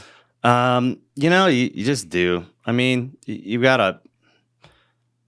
There are so many conservationists, and once we get our act together, and we are, I say we because we're part of it, and I'm not just going to point the finger at others, but like I said, we'll work with anybody and everybody that's doing the right thing, but once everybody starts to, within conservation, once everybody starts to come together, realize, hey, we're in it for the right reasons, we can really tackle this thing. Do you think that's happening, right? I think it's starting to happen. I do. I do. I've seen drastic changes within conservation. I come from a point where people wouldn't even talk to me. People within conservation would hear my name. All because of one BS article. Yeah. And now, I've got people reaching out, people willing to even shake my hand. It's like, that's cool. That to me shows progress. I just like to see the positives in everybody and everything. It's the only way that you can live life. The truth does eventually win. I believe that in the world. It's most of the time it does eventually win. And it's kind of cool because like you and Paul Rosolie became friends 4 or 5 years ago, but at a very similar time in very different ways. You two experienced complete bullshit that threatened to ruin you. And then you guys had to kind of build in silence and let actions do the talking. And now in the last couple years at the same time, the tides are rising and people are like, yo, these guys are doing some badass shit. It's been so cool to see Paul just getting the credit that he's deserved for so many years. And funny story, Paul comes to Africa the first time. We had talked about this over the phone, like, the crap we've been through. Go figure. Doc Antle from the Lion. What's it called? Lion. Or Tiger King. Tiger King. Yeah. That scumbag sends Paul Rosolie on Instagram the article about us after Paul had posted that he's out there with us. Oh my God. And he goes, dude, because we had literally just gotten done just BSing about it, having a beer about it, like joking. Tiger King guy. And he goes, dude, you're never going to believe this. Look at this. And so then when the guy gets arrested and raided by the FBI, I was like, hell yeah, rotten hell scumbag. And I posted it all over social media. God, people suck. But it's sometimes. like, it's stuff like that. Right? Like, yo, just have some depth in your life and look at where the info's coming from. But no, man, it's been cool, man. You just got to stay positive. Like you said, Chaz, nothing in life is easy. And if it was, bro, how fulfilling would life be? It's all part of the journey. It's roller coaster ups and downs. And stay positive, man. Everything's meant to be perfect. You know what? I forgot to ask about this, though, too. I just thought of this randomly. But we talked a lot about elephants and rhinos. We mentioned at least pangolins. I know we really educated people on that last time. Maybe we'll get to that. But what about the lions there? Because you mentioned it earlier on in this podcast. They're down to around 19,000, 20,000 across the entire African continent, which is not a lot. But how are we doing there, and what's been the biggest challenge with them from a poaching standpoint? Like, has it been game hunters mostly in that case? No, it's poaching. So, and listen, when I say this, so when COVID came out, I did an interview with MSNBC, I think it was. And it was a digital interview, and they said, "Do you think that the wet markets in China could have caused this?" And I said, I don't know. I'm not a scientist. I can't tell you. Oh, yeah. And so I was like, I said, however, it's something, don't quote me completely, but it was something like this. I said, I do think that, diseases or illnesses can be transmitted that way. It's possible, maybe, but there's a lot of criminal activity that feeds poaching that goes on in those areas. And when that thing came out, I had people hitting Vetpaw up saying I'm a racist and what do you call it? Xenophobe. Xenophobe. And I'm like, okay, you're a xenophobe for thinking that I just called out. Like seriously, I'm calling out a country here. You're a xenophobe for calling me one. Like, that's where your brain goes to? I don't think so. So I had to clarify because I'm calling it like I see it, and facts are facts. China what's the question here now? You got me throw we went way. We were talking about lions. So we got to China, here we Wuhan. go. So 90% of the world's ivory is consumed by China. U.S. is a second. Yeah. Wait. Let's just 90.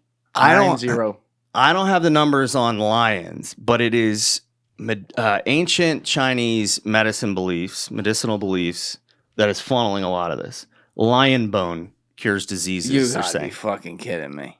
Promise you. Lion bone. There is a very important place that's near and dear to my heart, and I'm not going to bring them up right now. I'll just tell you who they are.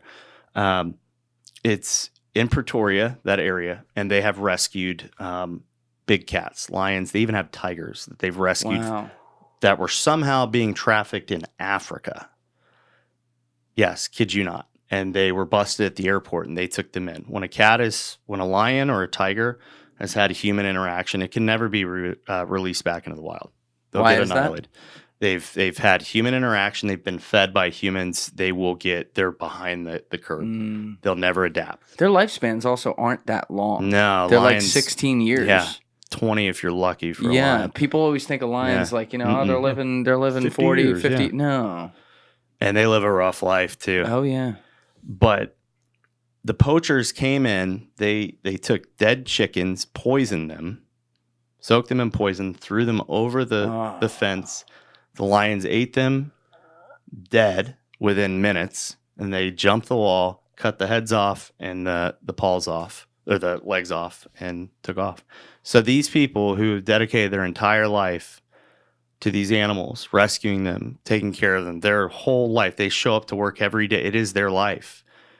And they had to show up to see just their torsos laying there. How brutal is that, man? Yeah. And there's only 19 to 20,000 of these. Yeah. Things. Now, granted, that's in the wild. These weren't wild animals, but I mean, these animals got the worst of the worst. They were removed from their natural habitat, and then they were poached in captivity. In captivity. Yeah. Yeah. Now, across Africa, like, because lions run in prides, right? Yeah. And it could be... Depends on where they are, but yeah. Yeah, it could be what, like 10, 20 in a pride? Oh, you can get up to 30. You can get up to 30? Yeah. So, depends. How close usually are like one pride to another? Or do they really spread out and kind of divide and conquer territory? Yeah, they can be, they're pretty spread out. Again, it depends on where you are. The closest lion prides I've seen were in countries where there are no fences were like full-on prides, females, everything, not just a bachelor pride that was kicked out at a certain age. I would say 40 miles apart. Whoa. That's actually pretty close. I was about to say that's pretty close. Wow. I didn't know that. Yeah. Now, on your conservation, you have a bunch of different... So on our headquarters reserve, Yeah. on our headquarters reserve. So right now we don't have a full on pride. We were going to. Yeah. Thank God we didn't. We Why? introduced because we introduced cheetah, and the reserve was growing. They were moving fences back, and it just wasn't the right size. And if you introduce cheetah on too small of a reserve with lions, they'll crush the cheetahs. Crush them. Absolutely crush. I mean, we had a cheetah move to the neighboring reserve that does have lions. They don't have cheetah.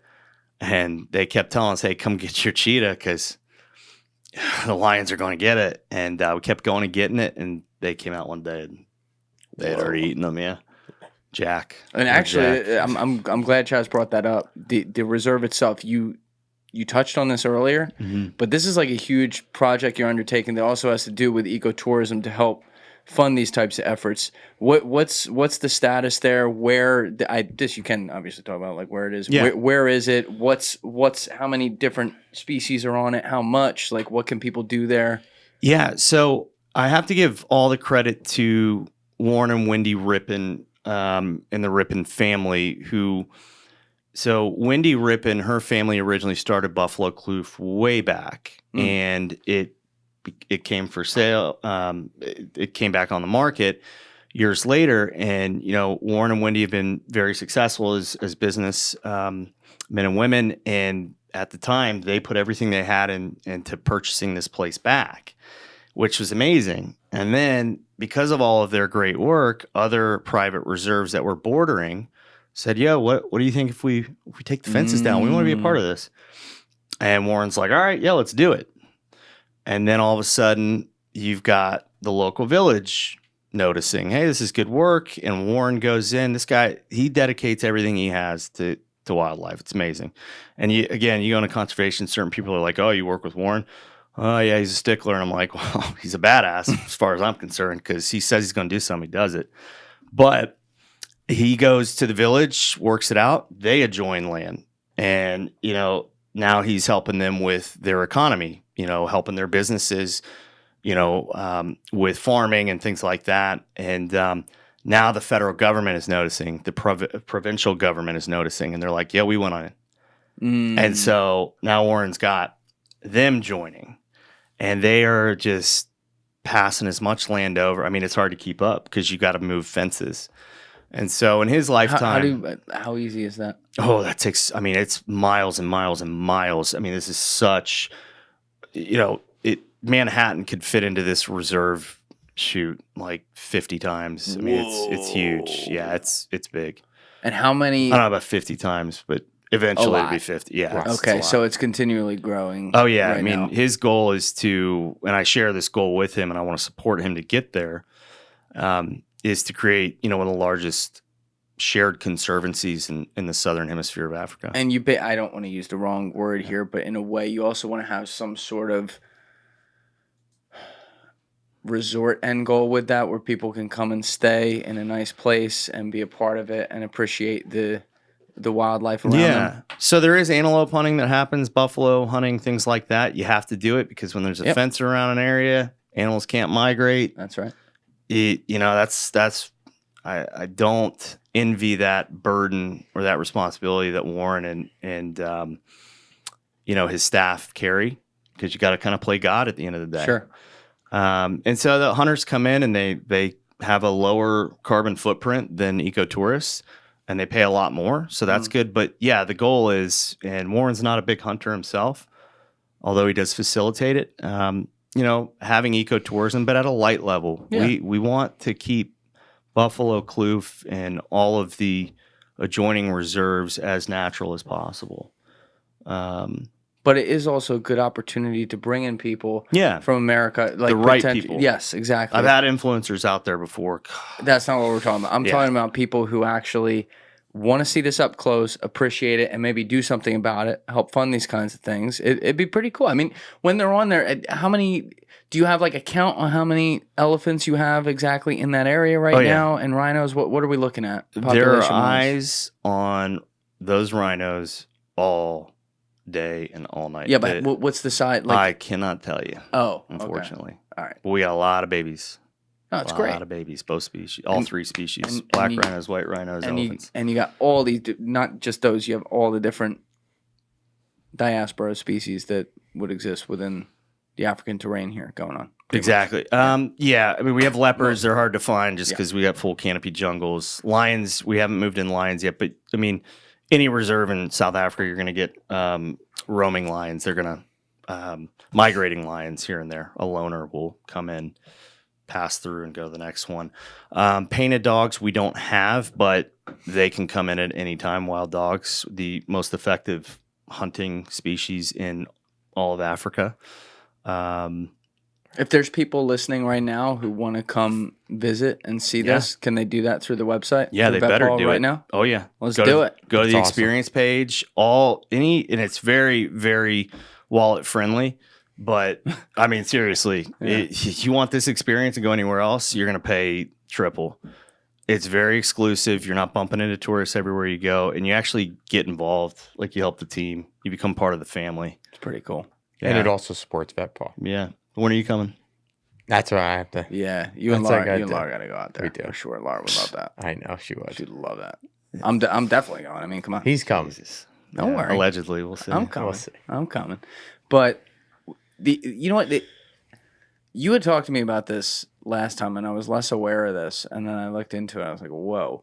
But some of the British high society, like including the royal family, is really, really into conservation. Have you been able to have any contact, maybe not directly with the royal family, but with like people kind of from that world into working with you guys at all to this point? No. That'd be pretty we cool, were though. in talks with African Parks years ago. Which Prince was it? Which one's the younger one? The redhead? Harry became the president of African Parks for a little while, I guess, which is arguably one of the best conservation organizations in Africa. They run a lot of major parks management. I don't know how he was qualified, but he's Prince Harry, so they were like, "Yep, bring him." Yeah, I don't know if he's qualified for that, but he has spent a lot of time in Africa. Sure. Since he was like so a have I, teenager. but I can't run that company. Yeah. He's a helicopter pilot, so maybe that's it. I don't know. Yeah. But no, nobody's reached out. No. That'd be kind of cool though. There's definitely some good power levers there. Yeah. That could help. I mean, it's a money thing. As long as I don't have you to know? bow to anybody or That's call right. them your Yeah, we're not royalty into or that in America. your what do you call it? Your grace. I don't think so. What are the most pressing things you guys need right now? Like what are your on the ground next 6 to 12 months? This has to happen so that we can do A, B, and C, whatever those are. Two things. We need solar power for our new command center terribly. We really need it because South Africa, dude, the power grid is all jacked up and they're going to start shutting power down for like weeks at a time. Whoa. It's been rumored for a while. We'll see. It's because Russia built all this shit, right? That's what happens when you put Russia in front of your nuclear. God damn it. Your nuclear power system. They're so good at sounding smart. Yeah. Ugh. Anyway, sorry. Go ahead. So we need solar really badly. It's the grand total. I think we got quoted was like $25,000, which isn't bad. It powers our entire camp, all of our security systems. All right, everybody, let's 25 go. grand. So you can go on vetpaw.org, just type Link in in description. 25000 and credit card and you're good. And then no, but I mean anything helps, even $5, $1. I mean it all goes into adds up. helping these guys. It really does. I don't make salary off this. I don't, and I haven't for many years.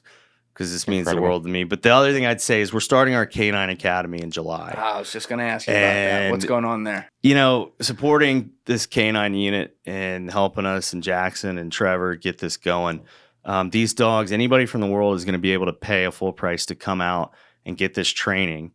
And what that money will go towards is sponsoring a park ranger anywhere in Africa to come out and get the training for free and get a dog for free. So it's sustainable. But we got to get a vehicle going. We have to get kennels built. We have to get the dogs, the puppies, and everything else logistically in place to get that going. So, Alessi, you got your credit card? Because I got a swiper. It's gonna Unless- decline immediately. Oh, Unless you know who we Got got an to send out there. I owe you. Yeah. We got to send a little Dale Comstock out there with the gun. He'll get those dogs The man, in the shape myth, real the quick. legend. Dude, if Dale Sign me Comstock, up. if Dale Comstock showed up, the guys would lose their mind. You're a heart. Listen, if you're working with Joe, you're a heartbeat away right there. Joe, Let's get go, him Dale. out there. Let's go. I gotta talk to Dale about this, like, because I didn't know when he was in here, I didn't know how far along like the Canine Academy was. I tried to meet him years ago at SHOT Show. He was like in the distance, and there's just such a swarm of people around him, and I'm like, I don't like people. I don't like crowds. I'm out. So, Did you see the BBC documentary with him? no, I didn't. Leslie, can you pull that up real quick? I just want to show the imagery. It's like this. It was this documentary. It's like, yeah, you know, this lady came in. She said she was going to do this shit because they were interested in mercenaries at BBC. So she comes in, and right away I knew it was like going to be a hit job. But I was like, fuck it, we're going to do it. So I know he like kind of ate this up. But literally, like the opening scene, they're covering it from all different angles. But the opening scene is like they're talking about Yemen. There's like the sinister music on, and then we got it right now, and then literally it cut, like you got the drone shot, you're getting the feel for the land, and it cuts to this badass motherfucker just it's like, yeah, this is what I do. It's a lot of veins, man. Vascular man. I mean, this dude, he's like 60, and I mean Christ, I mean, look at the vein in his forehead. He's like, had to go there, had to do the job, real shithole. We're in there to get the bad guys, get out. Yeah, I would highly recommend the documentary for people nonetheless, because like, I'm it's gonna watch pretty it for funny. sure. But you got to get him out there with the dogs. That'd be wild. I'm sure Jackson would love that. Yes, it'd be awesome. Tate and Comstock on the ground training your guys. That's a documentary. Might be a comedy. Hey, you put documentary, those two but guys together, the team, and the whole Jesus. They do That train. ball's gonna explode. They train people sometimes one-on-one, where it's the two of them training like one or two guys. I feel terrible for those guys. Like one Envy time, them at the same time. I mean, that's cool, but wasn't it like one time it was like a priest and like some other random dude? It was a Jewish I'm just thinking about. welcome to the Twilight Zone. I'm thinking about all the funny jokes that probably aren't kosher for TV flying around in those rooms. Oh, I've been holding back my God. on since we started talking about this. Oh my God. But all right, you got good shit going on. You got the canines. You got the Canine Academy. Sorry. the reserve. You got. Obviously, you do have an amazing board behind you. There's some awesome people on there who are really starting to help out, and it's cool to see the organization come this far. But for people out there listening, this is like something I love, and I love Ryan, love what Ryan and Paul are doing with their organizations. The Vetpaw link is in the description below, so make sure you check it out. And also check out the link to Leap Brands down below. Wow. Our boy Chaz Cervino, yeah. co-owner. Tell people what Leap Brands is. Let's get that little plug It's in. your recruiting partner. M&A and recruiting partner. So your executive staff, if you need a CEO, CFO, CMO, all the way down to your GM. And then we just introduced recruitment marketing. So, and of your hourly staff. So from restaurants, you need waiters, busboys, dishwashers. I mean, we'll staff your whole organization from front to back. And then we also do some M&A. So if you're looking to sell a business, buy a business, mostly in the franchise space, but we're ready to rock and roll and handle your recruiting needs. Yeah. You come a long way. Play some football. Come a long way. These guys. We got I know the footage. they're breaking my chops early. You love it. I do love it. I don't talk about it enough. I love being an athlete. You were enough. different when you went between the lines, man. was Something clicked. You were a real motherfucker. I in there. was. And now you're like the sweetest person ever. I know. Get the. If I went between those lines again, I could really be a badass again. I really could. You could turn it on? I could. I need you to turn that on once in a while. I can. I need you to do it in the boardroom. Like, you signed this fucking page. I don't even need a gun. Yeah. There's footage. There's a 15-minute highlight reel. I'll put the link in the description. Put the link in. Of you shutting down the number one player in the country, Greg Little, clapping in his face and shit. That was. You playing your dad, like, he broke his hand, but he can still play. Running back fucking kicks with one arm. You were a savage, bro. I was. I still can be, but I think I definitely give. It's how you're trained. You know what I mean? I was trained at 2 years old to freaking tackle people. At 2 years old, tackling people. Get in there and do some squats, dribbling a basketball. Like, that's not necessarily, a normal childhood. My wife says it all the time. You didn't have a normal childhood. I'm like, but I loved my childhood. Let's get into that. I'm like, I loved my childhood. It was extremely structured, trainers, working out. But like, I know I think about it now, and like after so many years of not playing, like, then think about it like, all right, from call it 2 to 18 or 2 to 20, playing college ball, like it's something that's so ingrained in you and something that like is me to today. That's right. I actually did a couple interviews with some of the executives, some of our clients, and believe me, I take some notes here from the man himself, and I'm taking notes from you, pal. And one of the things was just being like who you are. And I was like, because I was asking these questions, I'm like, I'm a competitor. Like, at the end of the day, no matter what, like, you put me in any situation, I'm going to compete, and I'm a connector. I love connecting people. This is like amazing to be on here and to see what you're doing, Jules, and to be here with you, Ryan. Like, I love connecting with people, love connecting with great people. Understanding their whys, understanding why they do things, and what motivates them to be so successful. I think that's why I love placing people, and that's why we love doing recruiting. You've had a hell of a journey to get here. That's a whole separate story. Some of that we actually covered in episode 40. People want to go back and watch that. But like, you're a humble guy, but how old are you? 30, 34, 35? 35, You're man. young as fuck. And like, the shit you've done to this point is like someone who's like 60 years old and accomplished a lot. It's pretty crazy. To be as nice as you are, like, such a friendly, outgoing, nicest person ever. Don't get between those lines, right? Yeah, I don't want to. Dude, when I first met Chaz and was become friends with him like 6-7 years ago, I think it was like 2017. Beat you up? I would talk, like, I would bring him up to some guys who were from around here, be like, oh yeah, my boy Chaz, and they're like, Chaz. Because, it's like more, it's more of like it's a memorable name. I'm like, yeah, Chaz Cervino. They're like, every time they'd be like, Chaz Cervino? You're friends with that guy? I'm like, yeah, he's the nicest guy. They're like, fuck Chaz Cervino, bro. I'm like, what? And they're like, dude. You don't understand. And there every time there'd be like a moment of silence and like a, that guy was a real asshole, but he was the greatest white athlete I've ever seen in my life. They would just say like, dude, this guy was out of his mind. Then you watch the tape. We'll have the link in the description. You were a motherfucker, bro. We'll let it do the talking, but Leap Brands down in the description. Yes. We got yes, Vetpaw down in the sir. description. Yes. We're going to get Chaz and Lauren out to Africa. I'm going to get out to Africa too. You're going to get to the Amazon at some point as well. We got to make that happen. But Ryan, love having you, brother. Thank you for all you've done for the show.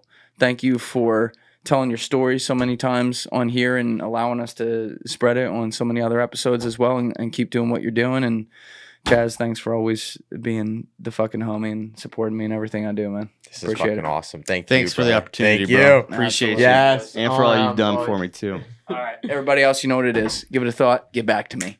Peace. Thank you guys for watching the episode. Before you leave, please be sure to hit that subscribe button and smash that like button on the video. It's a huge help. And also, if you're over on Instagram, be sure to follow the show at Julian Dorey Podcast or also on my personal page at Julian D. Dorey. Both links are in the description below. Finally, if you'd like to catch up on our latest episodes, use the Julian Dorey Podcast playlist link in the description below. Thank you.